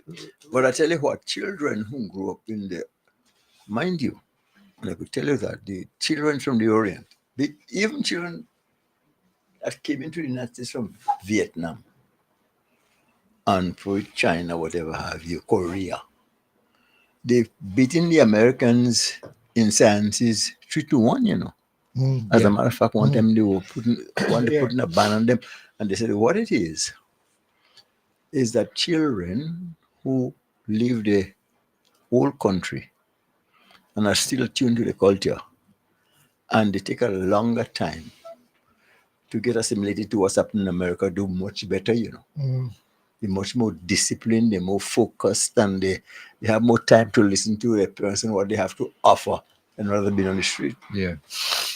So that's it, yeah. Vibes FM, line 9 caller coming. Good morning. Hello, yes. Good morning, Mr. Kim. Yes, hello. Hello, good morning. Yes, go ahead. Yeah, you're on. Yeah, morning to Leo, morning to the panel. Morning, sir. Morning. Yes, you're doing fine. Thank you. I saw Mr. Leo yesterday, he was looking fine. Yeah, thank you, boy. I did tell him, I sleep Monday night come. Dr. Pet. Yeah, Dr. Pet. How are you doing, my friend? Listen to me. I was here talking about the old time days. I want to give you a classic. Go ahead. In Windward, there was a lady in Windward. I don't know if Kim remember because Kim used to basically live in Dover. Okay. I'm from Mount Pleasant, Where you used to live? Yes. The lady used to have a garden. You know where Double Shop is? Yeah. And you have a crossroad right there? Yes. Right. She used to be down in Bialo, have a garden in Bialo. Mm-hmm. I still remember the lady. I think she and W and them is family. Okay. And when she coming up, we used to put a cross. That would be living Lugaru, no? Yes. We used to, as little children, we used to run and put that cross. I put that from top over. Yeah. I come and put that cross after who she coming. I put that cross in the road there. And she's not J past the cross. It's true. I experienced that too. She used to go back and pass all around by Cheeseman. You know, remember Cheeseman? Yeah. Cheeseman Patterson. Yeah, man. Going down all down there. And she's not just past the cross, So I believe there is something, that existed. Well, that lady. Why she was not crossing? Yeah, no, but the same thing. Yeah. No, it's old story, old talk. Yes. Because we have the same thing with those people in what you call Lakaozi. Yeah. When they coming out, I think it's Marty and Hori or the other one name. Then pass on top of the cross. Passing on the side. Pass on the side. But I think it's because they're making liquor. Because liquor. But, and remember, so Leo, when you remember, could you tell me which one is the most dangerous cemetery they have in Caribou? Well, they're probably the most feared is Thibaut. Eh? Thibaut was the most feared in my time. I don't know for any other Which ones. one? Thibaut. Right, Thibaut. Yeah. I remember we went on a old crab. I hear this story already. When we pull up with bag of crab, Papa. Yeah. A man, something was in the bush. We got people living jumpy. Yeah. The man says, we say, bring the bag. The man said, back to back up your mother, so and so. We saw look at and run. We say that jumpy. Yeah. But the man, Yes. the person, Yeah, You remember those days? Yeah, man. I tell you, we have enough history to open 5 universities, you know. Mm-hmm. Yeah. We This have was enough. the best time we ever had in life in the 60s and 70s. Yep. Well, it depends on When you. we going to the cemetery in Belgium, we afraid we start to bite the finger. Yeah. We're going to point your finger on the Jew. Wrong. We J across the cemetery after 6. Yeah.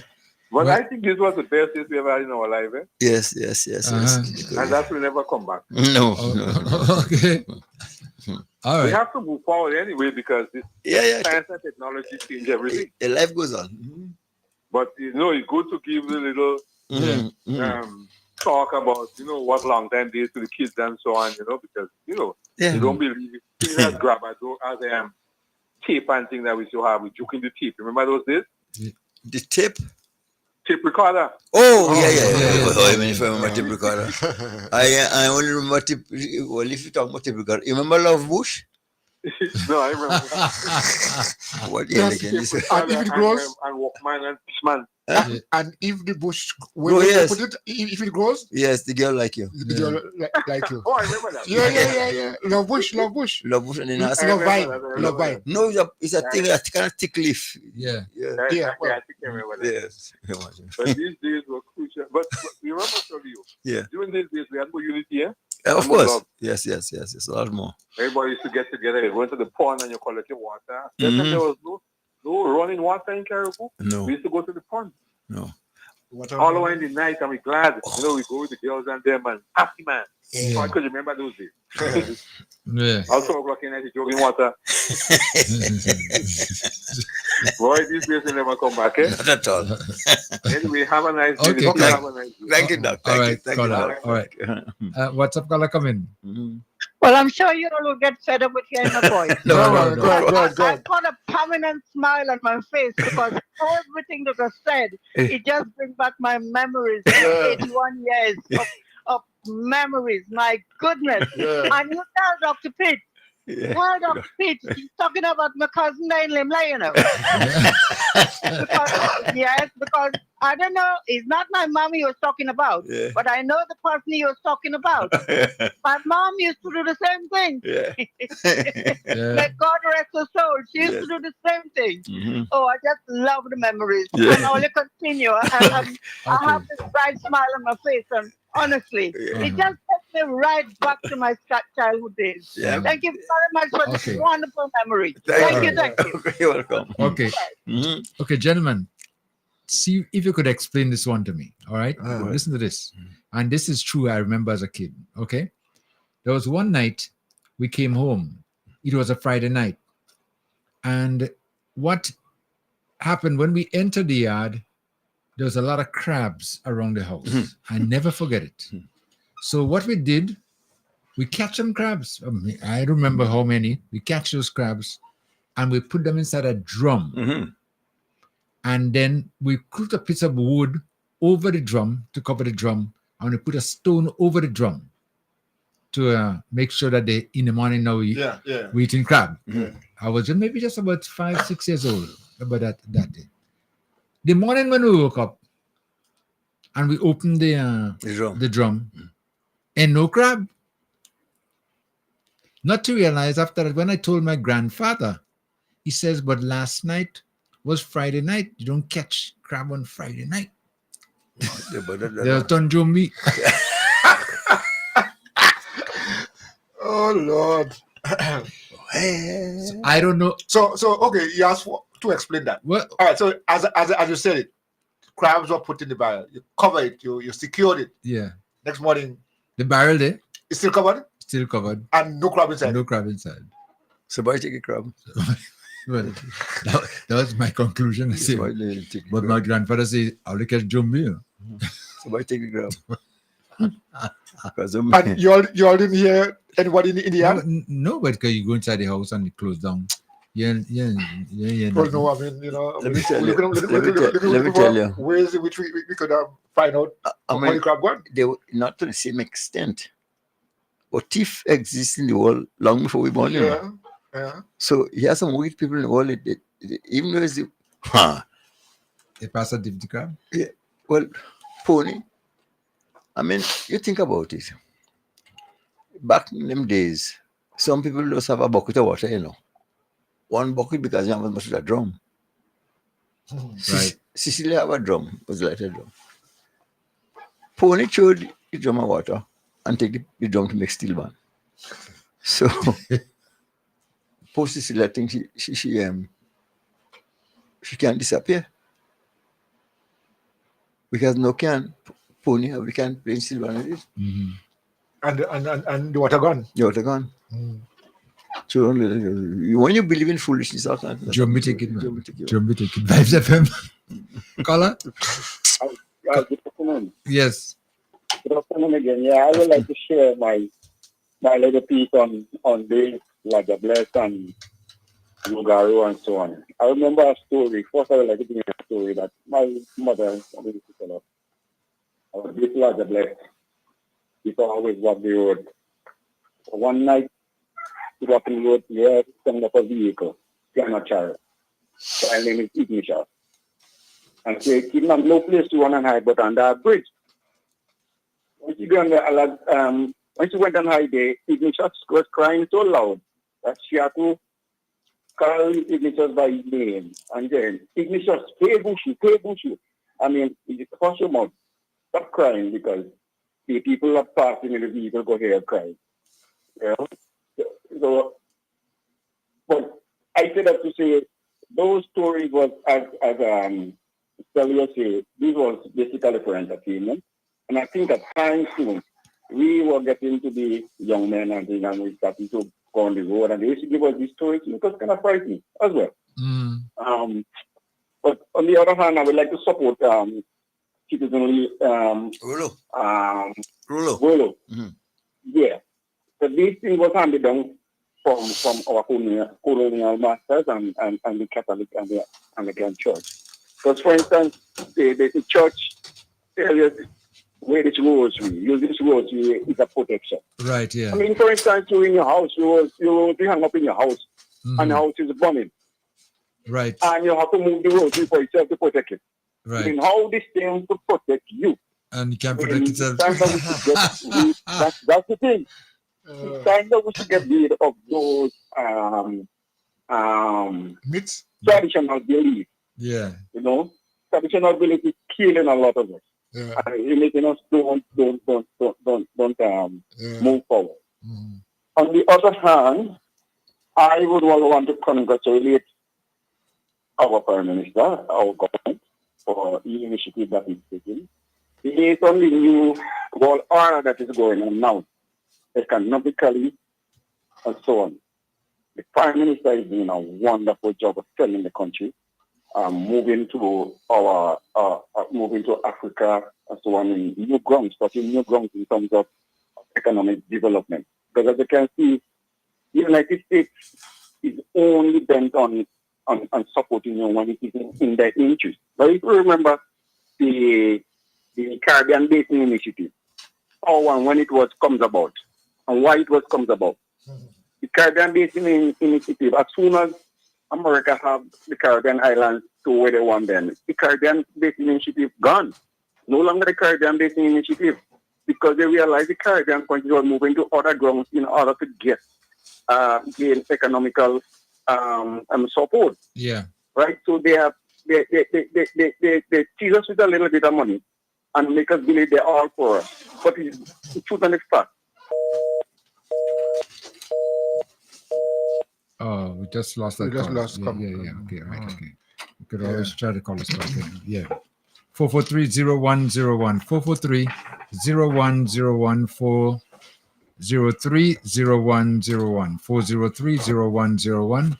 And 458-1914. 458-1914. As you just mentioned about the Prime Minister there and what they're trying to accomplish, gentlemen, the budget is coming up, eh? Okay. And we're looking at $700 million. They are trying to finance a budget. But before we go further, let me take another caller quickly. Vibes FM caller, WhatsApp caller coming. Hey, good morning, Kim. Hi. How you guys been? Okay. Okay. Well, tonight is a big night, right? Go ahead. Tonight? Yeah, we have the meeting of Peter David. Oh, yeah. St. Patrick's. Oh, yeah. About it. Oh, yeah. Uh-huh. Peter's rally? Yeah, I don't know if he might be coming live, but trying to see if I could get an audio hookup. Right. I don't know what's going to take, but I'll follow it up, though, because they're looking forward to seeing what's going to transpire now that he's out of the NNP, and then the possibility of him maybe forming his own party. Well, I think that is in the making. Remember, I was telling you guys about it, about he having his own party. And then I heard a piece of information that a certain union guy will be joining with him too. With Peter? What is it, Grimes? Yeah. Okay. We'll be joining with Peter party. That's what I'm hearing right now. Yeah.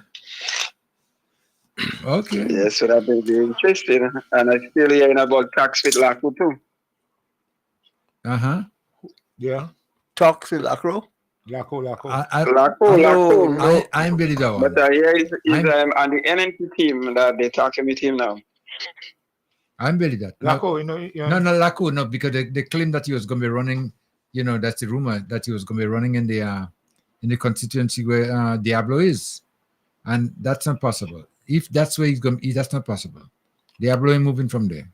But the other day, MLMPS said they opened to talks with him too, so there could be a possibility. But not to run in that constituency.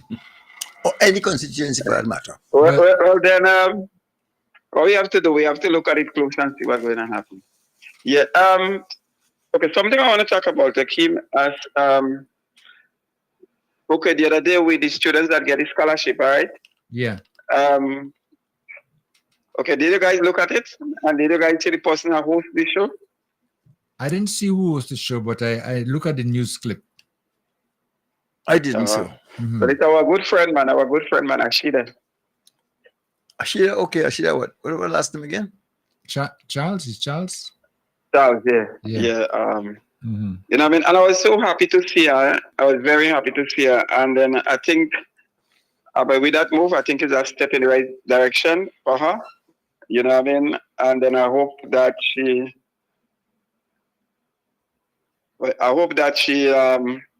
stay focused this time, you understand, and don't be distracted. Focus is a good word. I'm very, very happy for her, you know what I mean? And sometimes I'll be mad with her because I'll be really upset with her because I always feel that she should be the one helping handle in St. Patrick's, you know? You know, and I'm very happy to see her come on the scene because she's all about education. And I think having a day is a plus, you know? And then I know like things don't really happen before your time. So now I think it's her time. And I think we should really encourage her and encourage the people around her, you know what I mean, to help her, you know? You see, because, right, a lot of things with these young folks, some of these young folks, they have a point of view, fine. Hold on to your point of view, but give yourself time to listen to somebody else's too. They dress to the one side of airing and they figure they're ready for the ball. Only the one side. Yeah, the one side, don't go that way. But you know, things come with experience.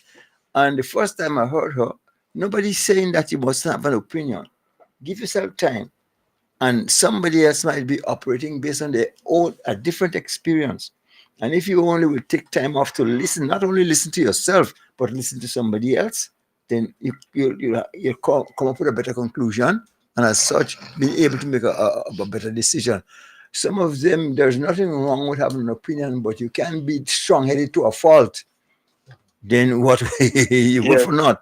Yeah. So that I think that if you also ask me about Rashida, I think this girl has some talent, and if she'd put them to use, you could make a contribution. Mm-hmm. Yeah. I think she's very talented, because if you listen to the but if you watch back the program again, Leo, and the way she articulates, I mean, she's really good at what she does. You know? She's no dumb girl. I mean, that's why she's very educated. Very educated. It's just that you when you think you like my body skipper used to say, you checking your 100 and you forgetting my 99. Well,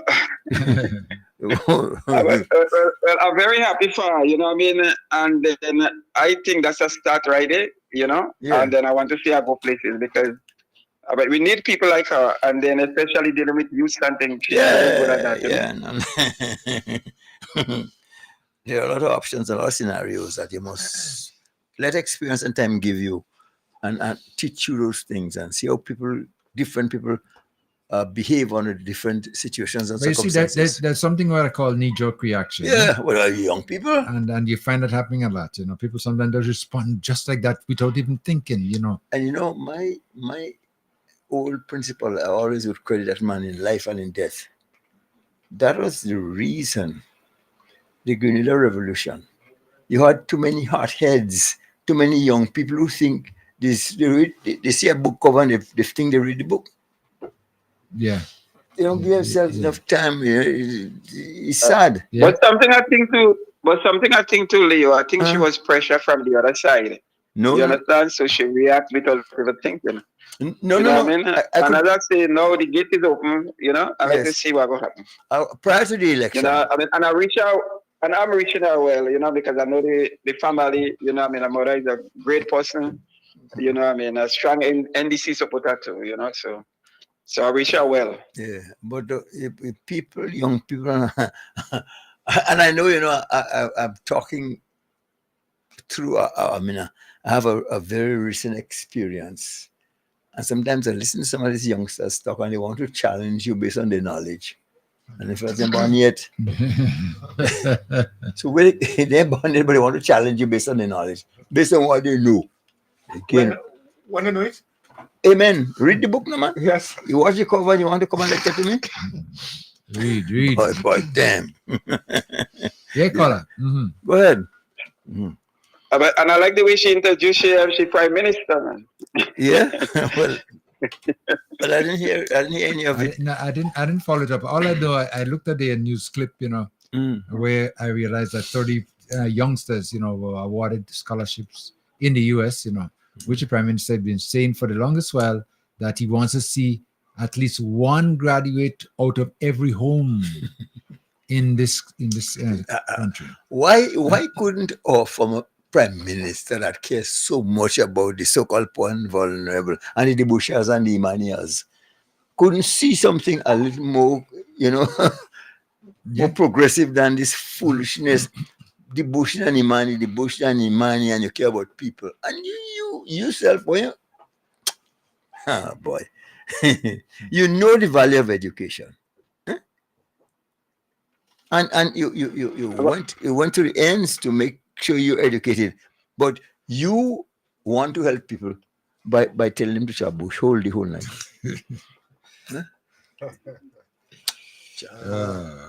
Anyway, guys. Yes. Thank you. I'll be watching to see what will happen. I don't know if you're going to have the live broadcast later in St. Patrick's with Peter David. I'm looking forward to that. You'll have it. Yeah, and Leo, we getting snow this evening, then. But I was going to ask you that, you know. Coming up? Fat chance. I'm staying where the weather suits my clothes and my age. I'm not coming to New York. The temperature is too young. I'm hanging with it. All right, guys. Take care. All right. We'll talk later. Yes. All right, okay. I'm a teenager. 16 degrees. What a big one asked me why do this kind of teenagers and them 9 and good. 9 come on. No, don't forget that. Yeah. Temperature too young. It's too young. You want to the 80s? Yeah, you know what I mean. you feel good about yourself. Yeah. What? I know. This winter caused me to buy a car before time, you know. Boy, you know. The guy used to give us a drop home every year, every night, walking on 79th Street and West End Avenue. And this time he didn't come away, I take the train. And I had some of the thin socks in my foot. And we stop on Penn Station to change trains, boy. Oh gosh, freeze, man. But I jump up, my toe started burning me. The little tin socks, I take it out, I hope we will do better. You're making joke. The next Saturday, I go to Pennsylvania and buy a car. You got buy a car. Not you again. Not again. But that thing is terrible, huh? Well, I remember one night, listen, you're talking about that, Yeah. I was shipping, and I was on a 241 Van Cortlandt. Yeah. And shipped the evening shift, the 4 to 12. Come out the night, 12 o'clock. Boy, I was hoping to get another ship to go down, because I double. Double because I can't face the hawk outside there. I sleep in the hog house there until morning. What people anyway? Oh, you mad. Crazy. Yeah. But these are the kind of thing when you see this kind of temperatures out there, boy. Not leave again. Forget that. For all the tea in China. Yeah. The rice in India. and the spicing going on. Yes. I ain't going there. What? Not me. But that's some of the experience that we all have, in growing up, in life, and we know what to do. And this is one of the things sometimes when you're speaking to the younger folks and you want to give them advice, it's based on experience. It's not, sometimes they don't look at it, in a different way. But that is one of the areas, because when we were growing up, we had interaction between young and old. But then, of course, we respect our elders. So, and they tolerated us, and by being among them, you're able to get certain things from them. You learn from them because they've done it 5 times before. So in some instances, you don't need to reinvent the wheel. You could get that kind of knowledge from the elders. But nowadays, is old people on a side, young people on a side. And among the young people, who teaching who? All of you all come divorced in ignorance. So who teaching who? Well, who imparting what to who? That is what it is. They teach ignorance. That's what they teach. How to be ignorant.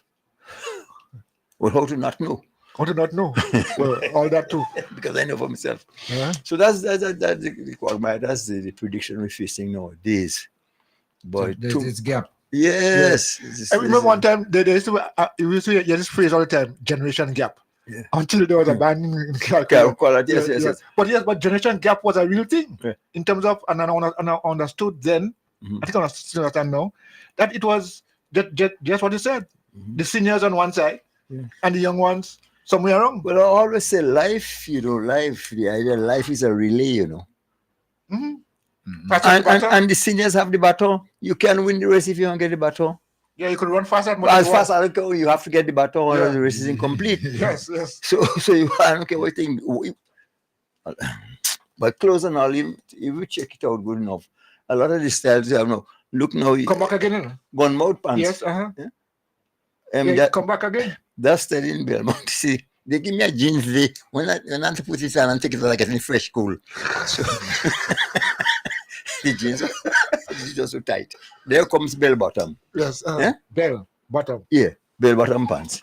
Then everybody passing through bell bottom, man. You see, nobody wants to see bell bottom now. And now in a bell, in a bottom. Yeah, By the way, when last time you done a pants? Done. Don't take a needle and patch it. Patch it. Boy, we don't have to do it again, No, man. But that's a good thing. So Rod saying, me, I ain't going to no stand by no tear clothes. I'll tear my clothes on myself. Yes. Tear clothes. Tear clothes selling in the store. Tear clothes selling in the store. And we couldn't. You walk around growing up with tear clothes. It was like like a crime. An abomination to walk around. It's very improper. Yeah. No, the taint for you.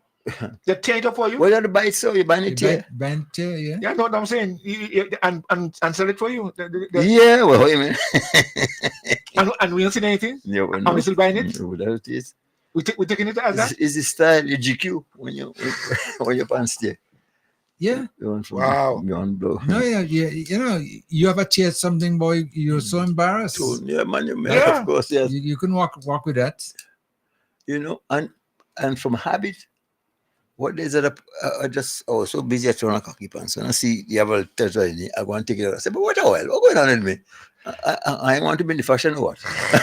Put back and make a keep us on the road. It's happening now. Boy. You know something, and the thing about young people, I could tolerate to a certain extent a young lazy person.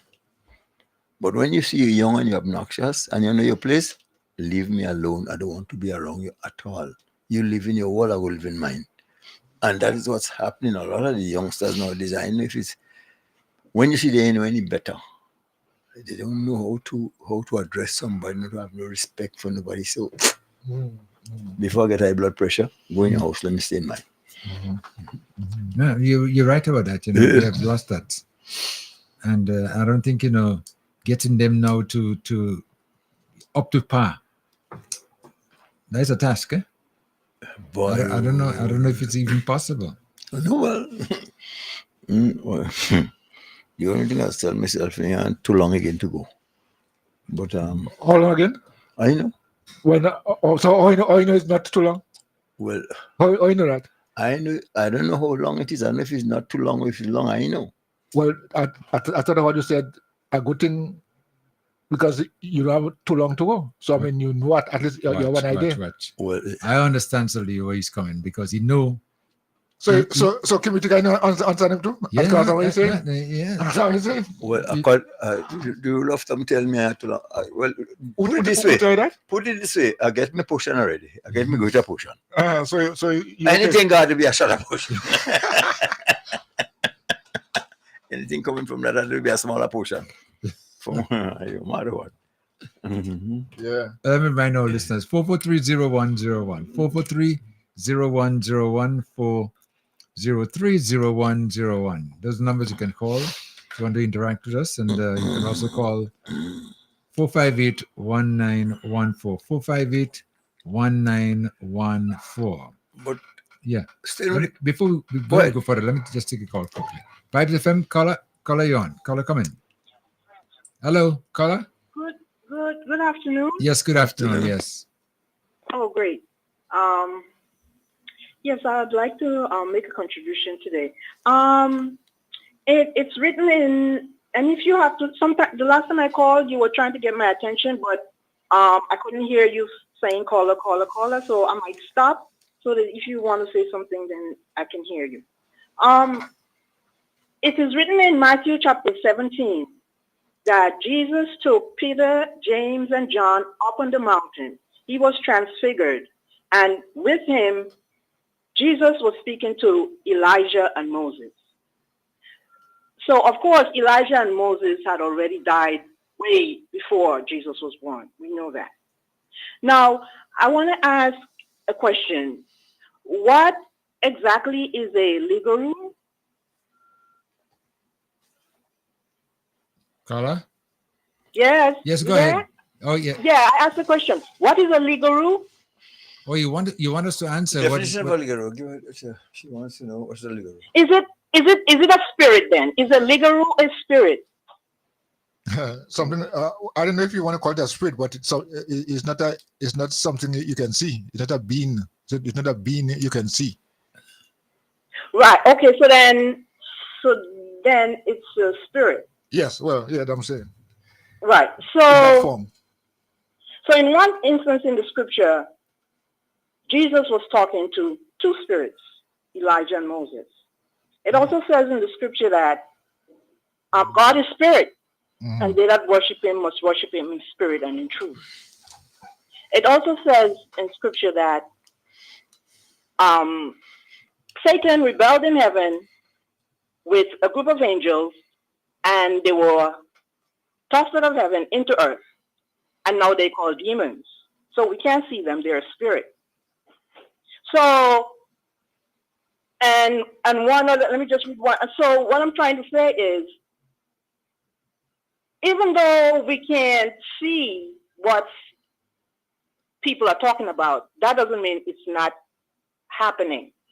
Because Jesus told Thomas, "Blessed are those who have not seen, but yet believe."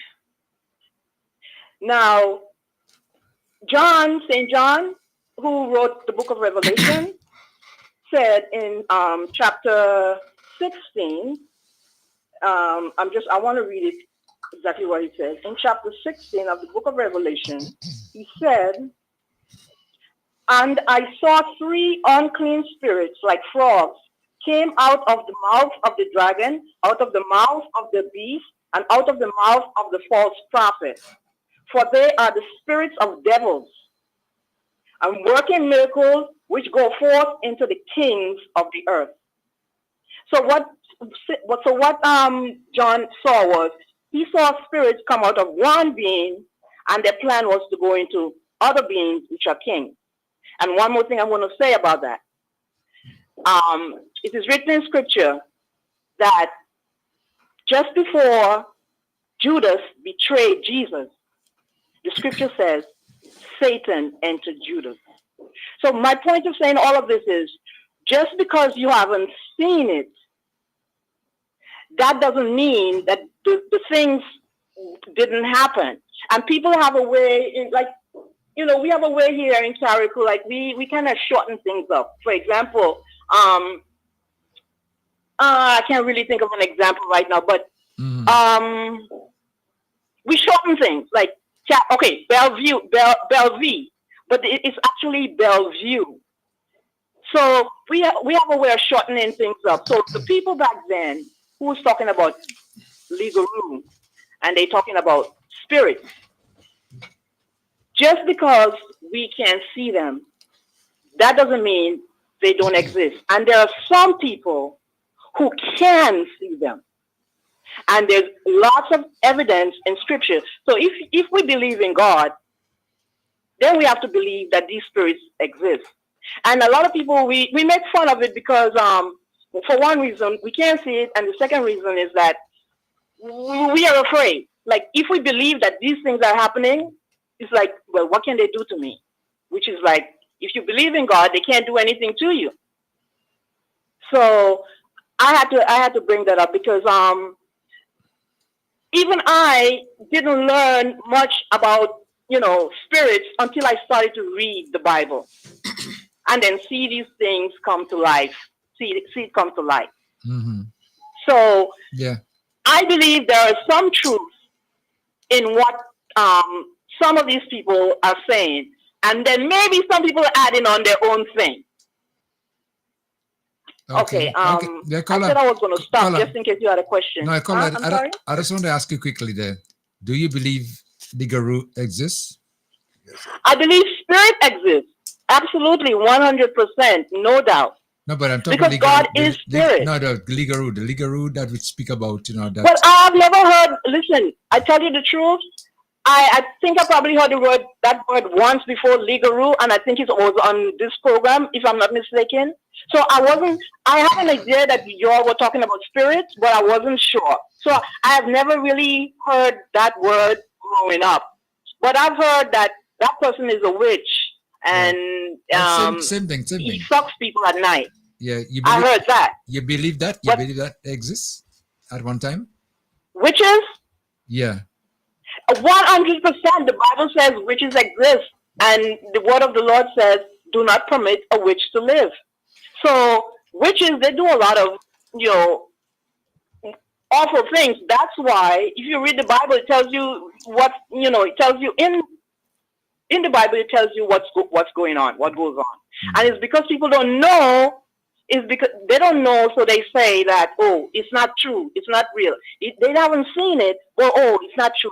I haven't seen it, so that doesn't mean, I haven't seen it, so that means it's not true. That's what some people say, right? So just because, you don't see it, that doesn't mean it's not happening. And when you hear a rumor, like a lot of people, you know the story. When you hear a rumor, a lot of people say there is some truth in that rumor because people don't just make things up, like just make things up out of thin air normally. People don't do that.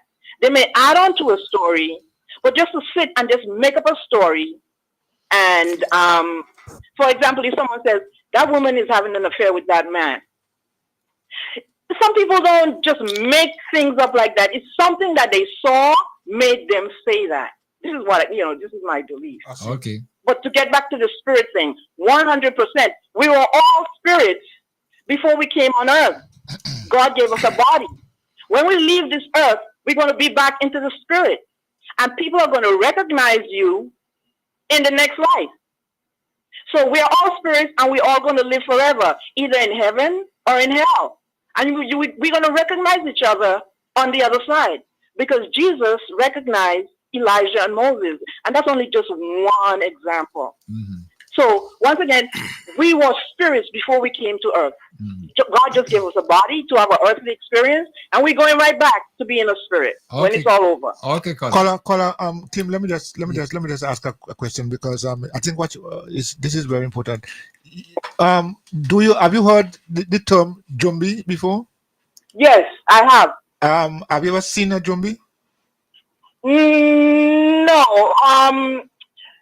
Actually, I grew up here, but I left here when I was a little girl. But I heard the word zombie, but that's why, we were afraid to go out at night. But I wasn't sure what it was. I just know that people, say, get inside, So I'm feeling that, well, it's something bad. But I didn't know what it was. Right. Because I was a little girl. I didn't know what it was. Okay. So... Yeah, well, as you talk about, as you mentioned about what existed and so on, zombies is an integral part of our culture. And when I mean culture, I'm saying our existence or our lives. I mean, we grew up with that kind of teaching, knowledge. Well, what's a zombie? So what's a zombie? Is it also similar to what we're talking about? Something that you can see. Something you can see. Okay. Well, listen. When you eat an apple, right? When you eat an apple, you don't see the benefits in the apple. You don't see the vitamin C. You don't see but it's there. Right.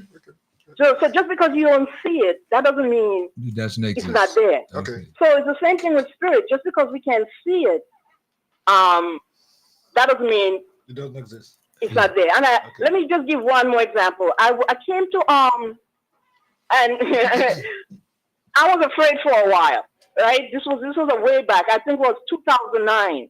I came to Carriacou and I went to the church. I usually go to church on the hill there. Well, it's no more there, the Anglican church. Mm-hmm. And I wasn't sure what time it was. So I went, someone said 9 o'clock, someone said 9:30. So I didn't want to be late. I went 9 o'clock. I sat in there and I was the only one there. So I sat down in the third pew and I looked up and I saw this man dressed in a lay reader's outfit. And I'm saying, wow. The only thing I said was, wow, this lay reader's robe is white. And that was it. So, following, someone from the church came to visit my mother and I in the hotel. And I said to the woman, who was that man that I saw? And he had and I described him. I said, he had a lay reader's outfit on, and he has a beard that's black and white. And she said, oh, he died already, but he just comes to visit. Now, when she said that, I was afraid, right? And then when I came back to Carriacou the next year, I didn't go to the church. But now I understand. I didn't understand what was happening. But now I understand what is going on because I'm reading the scripture. Okay. Yeah. Okay. Thank you. Okay. Thank you. Thank you so much for your contribution. Okay. Yeah. Let me take another call. WhatsApp caller coming. Hi, good evening, guys. Hey. Hello. Mr. Kim Coy. Yeah, okay. Brother Leo. Yeah, good afternoon. Kim? Yeah. Was it you that said about the crab in the barrel when you wake up, you didn't see one crab? Yeah, they're gone. They disappear. Like that true thing, isn't it? What? Crab does just disappear? Yeah. Uh-huh. And there's no hole in the barrel? No hole. Okay. And What Kim said I was covering the top with stone and wood is no joke here. Yeah, well. It's no joke. Yeah. It's a culture thing. It's a culture thing. And Brother Kai. Yeah. Well, are you from Grenville originally? From where? Grenville. No. I'm from Mount Pleasant originally. Carriacou. Among because I heard you said you never see the Liga. The does see Liga. But the does see Liga. The seat. Okay. Yeah, big bit of fire. And what happens after that? So after the blaze of fire, they turn back into a human being? Yeah, they're taking height and they're flying. So Leo here and you watching me? No. As you talk about taking height and flying, you know, they told us this Ligaro, you know, who used to live on top of a hill. And we used to watch every night to see when he's taking off. Taking height. Okay. But I believe, you know, I see a blaze of fire, but I used to think it was the candlefly. Candlefly and so I know. Candlefly and so big. And candlefly can on the blaze of fire. Yeah. Because Koi, you never heard us say before Mama Ken was the number one place to Liga? Mama Ken? I've heard that. Mama Ken? Mama Ken and all the places of the Mama Brizan too, but of course on that side, the eastern side, Grenville side area, Mama Ken and Munich and so on, all these places there across there. You used to have all. I would say. I mean, I never see anything. No, but if it was a Jamo, tell us. Jamo must have sing a song about that. If Mama Ken was good for you. But another thing, Brother Leo. Yes, sir. Yeah. You never hear people say when somebody come and open the door.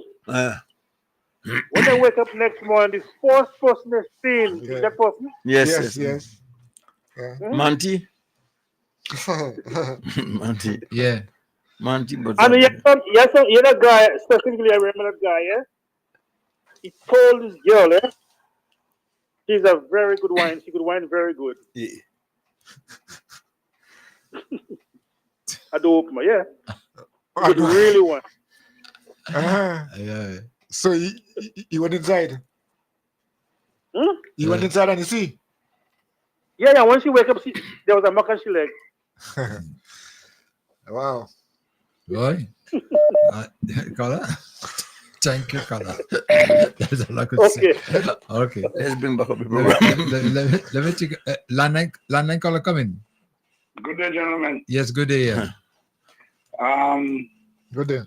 It seems like some people understand the past and like some don't. Some have memories and some don't. Now, as a young boy growing up, I was living in a one bedroom boathouse. Mm-hmm. And you know how they used to do? They on the front door to the step, he line up with the back door. Right. Okay? Yeah. And my mother used to be preparing things on Friday night to go in Grenville Saturday morning to sell. Mm-hmm. And she used to give me coffee to drink to keep me awake, you know. So I be on the floor and she behind the house on a little hill, you know.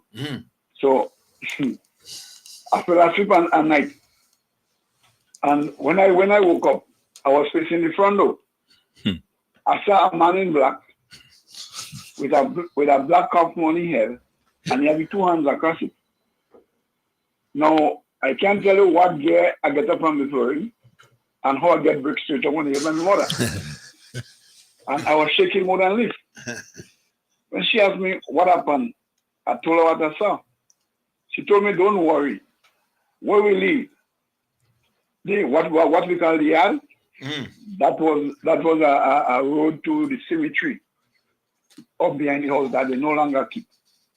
Okay? Yeah. Now, these age people used to tell us about spirit walking in the night, in the day. Sometimes they make themselves visible. Sometimes you hear, I smell things and you can't see anything. All right? But I witnessed that one. At night, I came from our hangout. And when I passed the car gas station in Tempe, when I GP stretch before, what do you call it?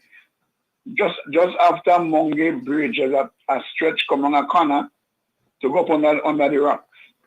I noticed I see a spectre in front of me in black. I can't tell if it's a man or if it's a woman. I get frightened. No, I didn't get frightened yet. Because of the late time, I say, well, look, I have company. That time vehicles are not on the road as now.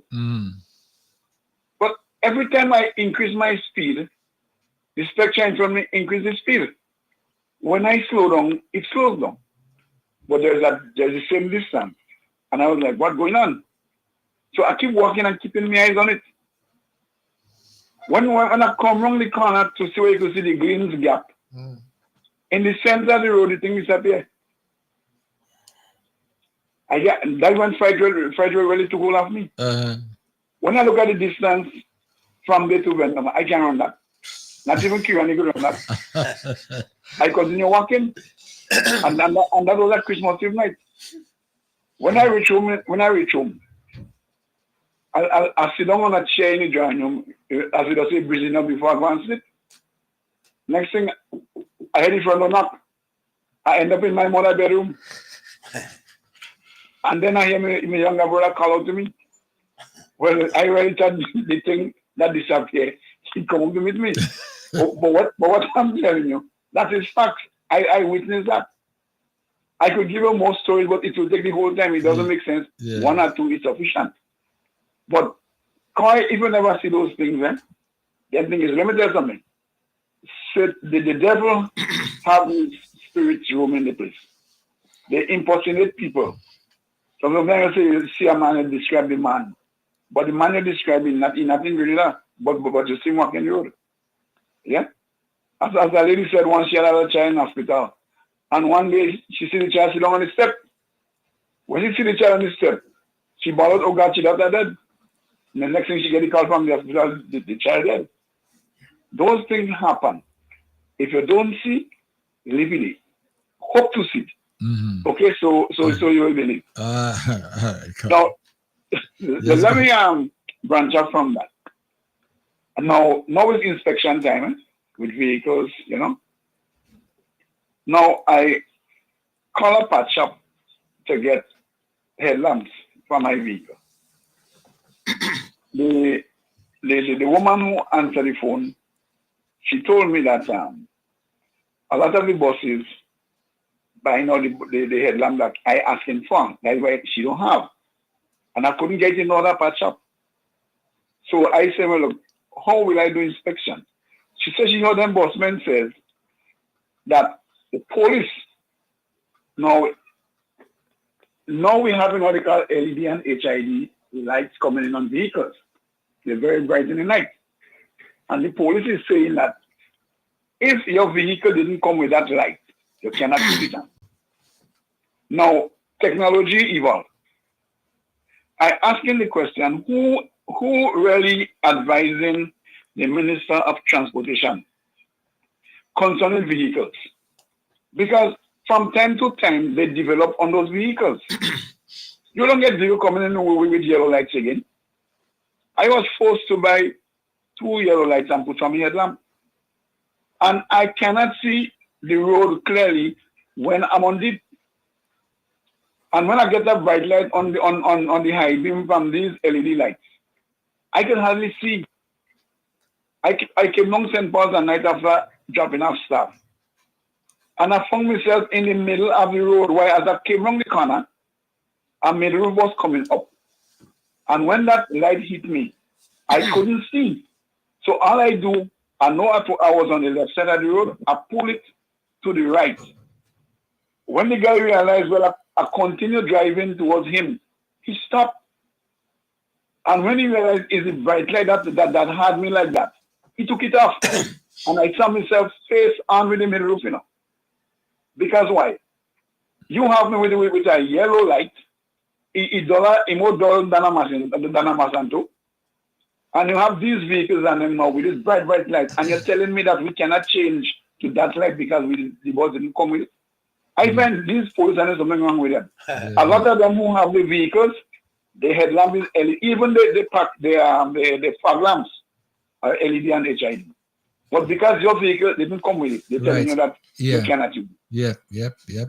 That is complete foolishness. That makes sense. It's just like there were vehicles that came without fog lamps. Okay?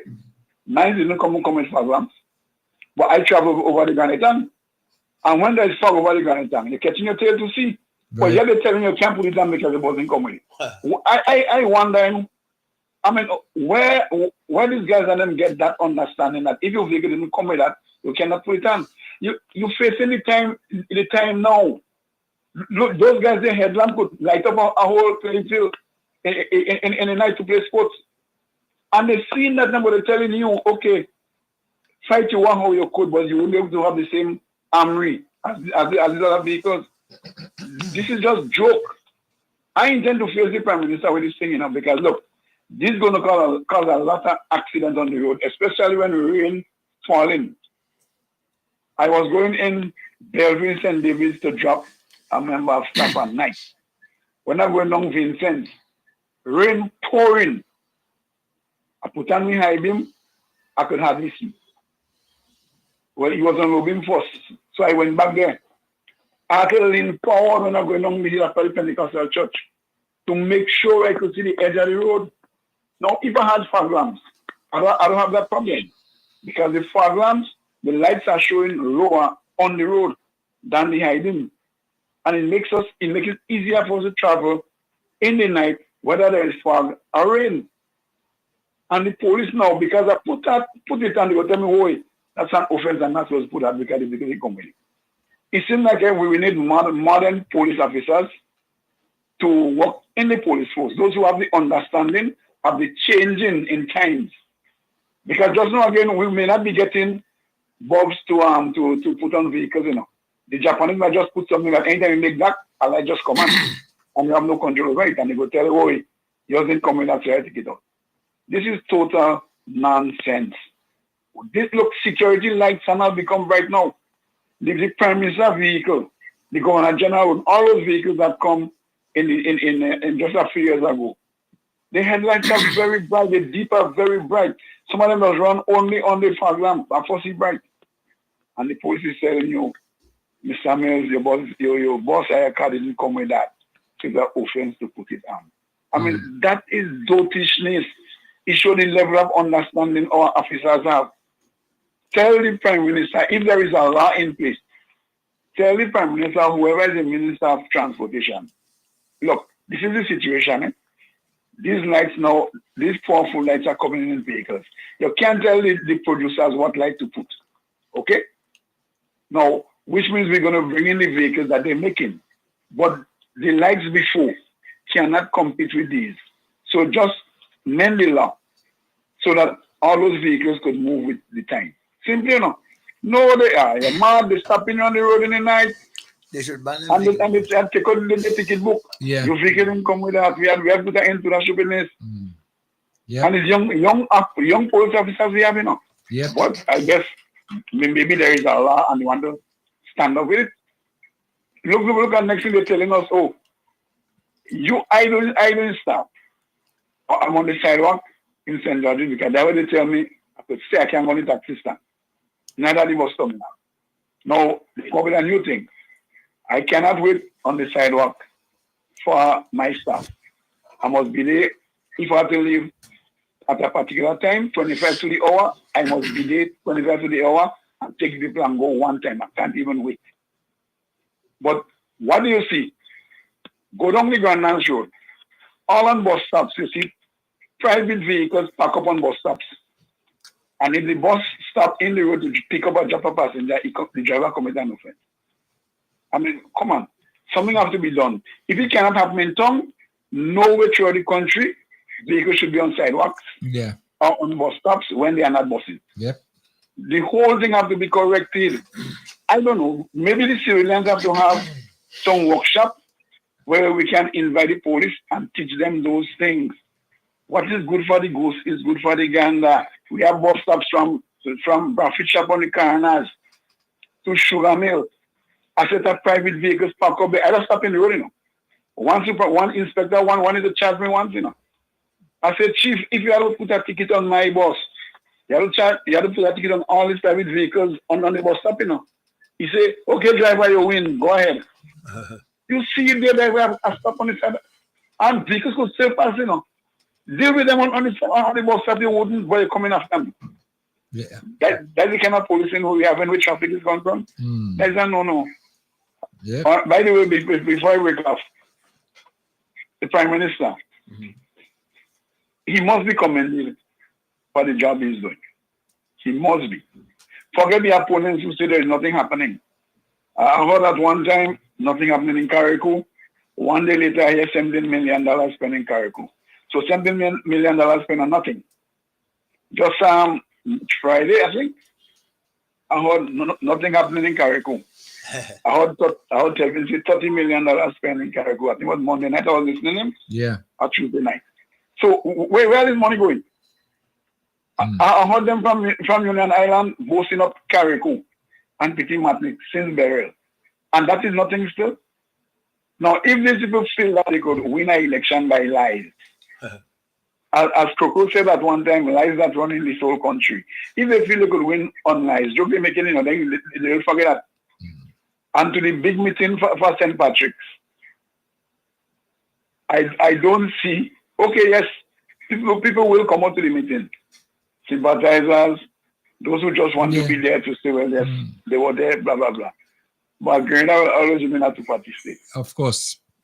If a third party come, the vote's going to share, and at the end of the day, you will have only one party having opposition and one government. The other party won't get nothing. Has to win a seat. Right. So, if I was Mr. Davis, either research the whole thing and stay away. No, because who's going to have confidence? You mash up one and you jump in the next one. The next one wants you jump out. And then you're going to form no. I heard this thing, but I can't believe you're going to have a party episode. I don't know how much of his relatives or what goes support him on that and all. I don't know. But I don't think it's a good movie making. Better he pin up himself politically and then just stay off from it. If he want to vote, he vote. It's his choice. But to form a next party, forget that. We're too small for that now. And what is there now, I don't see how you're removing that one. If they continue with the pace they are doing and what they are doing. Easy like what's the challenge? That's it. The present opposition is not a challenge to the governing party. Because much has been done already. When you look at the work they do, it's already campaign for them. When your work speaks for you, it means that you're in a very strong position. And that's what's going on now. So, Mr. David Boy, we are human beings. We're not enemies, but politically, I think you feel already. Daytime. All right, caller. Peter can cook more again. Okay, so let me take it, guys. Let me take a final caller. Caller, thank you for waiting. You know, I was sorry about that, but you know, we got a chance for your contribution. Yes. Caller, go ahead. Yeah, no problem. Yeah, yes. Can you hear me? Yes, we're hearing you. Yes. I have seen a zombie before. The zombie came from Africa. You understand? The original role of the zombie was to protect the village because he was so tall. And since the capturing of our ancestors and being brought on the slave ship, the zombie has followed our ancestors into the islands and into the diaspora. Even today, we speak of Moko zombie, which it's incorporated into the Carnival. And just today we had the Prime Minister speaking on the topic of reparation. I have a question for Mr. Kim. Do you agree with the Prime Minister on reparation for Grenada Carriacou and the wider diaspora? And would you, if you agree, be returning the accolade that was given to you by the Kingdom, the United Kingdom? Thank you. Okay, caller. Let me answer the question, okay? I agree with the reparations. I think they owe that to us, and not only when I say to us, the Caribbean, as a matter of fact, has suffered quite a bit in that time. What was given to me by the king, would I return it? I am planning to. No, I think when these things are given to you, I think it's a recognition of what you have done, accomplishment. That's what it is. So trying to give those things back, is not the best idea. If somebody giving you flowers, accept it. And that's how I look at that second question. Okay. So, gentlemen, we got to wrap it up. We're going past overtime already. So, Leo, it's always interesting, to have discussions among ourselves as it pertains to the past and experiences, and moving future as well, because that helps you to develop yourself better in order to cope with today's what's happening. Well, I don't know why people even think about third or second parties in Grenada, because as far as I'm concerned, right as of now, I couldn't see the NNP being a viable force. I believe NNP is already in the coffin. They should call close family and friends for the final viewing, close the thing, and send them home. Yeah, no, just like that. But on the other side, quickly, in that you have another party who's trying to be a force as well.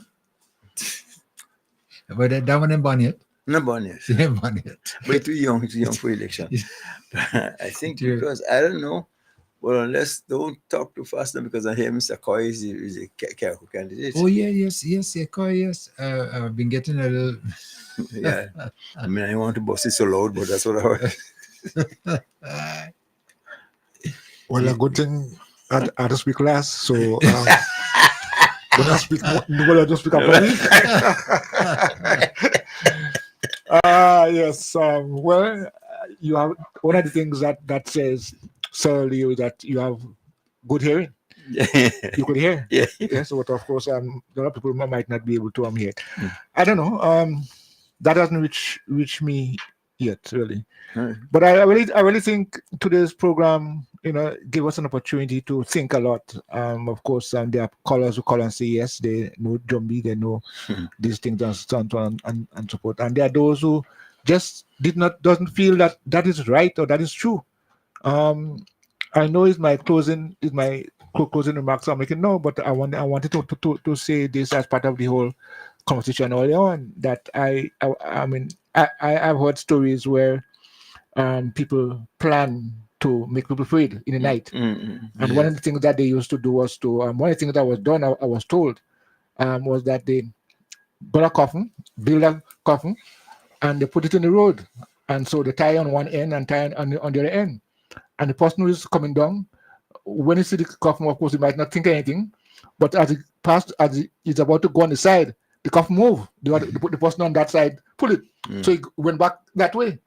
And that was a story that was told. And I don't know how they managed to get to that. But the moving coffin is what we used to call it. I heard a story like that, and I believe we heard the same story. Yes, I guess. But what the person did was to strip themselves naked and run. Yes, because they're scared. I mean, a coffin. Because you see, they said Jumbi don't like people without clothes. Yeah, without clothes. So that one of the things that says, I mean, like the afraid nakedness. Well, I wasn't that privileged, and I'm not offended by that. But yeah, I mean, these are things that as I said, some people believe it, some people don't, some people never heard it. But whatever it is part of our narrative. Yeah, whether it's true or not true, but it was part of our narrative. As youngsters, we were told these things, and I think it made some impact on us because we grew up knowing certain things. We grew up knowing certain things and believing certain things. But however, whether it is so or not, we are still alive, and I don't think it will kill anybody anytime soon. Okay. Thank you very much. Okay. The views expressed on this program are those of the host and guests and not the views of this radio station. And that will just wrap up our program for today right here on Vibes FM. Thank you so much, you, our callers, those who participated, those of you who listened as always, and making the program what it is. I'm your humble servant, yours truly, Kim the King, and it's always a pleasure. Until next time, see you next week, same time, hopefully, right here on Vibes FM.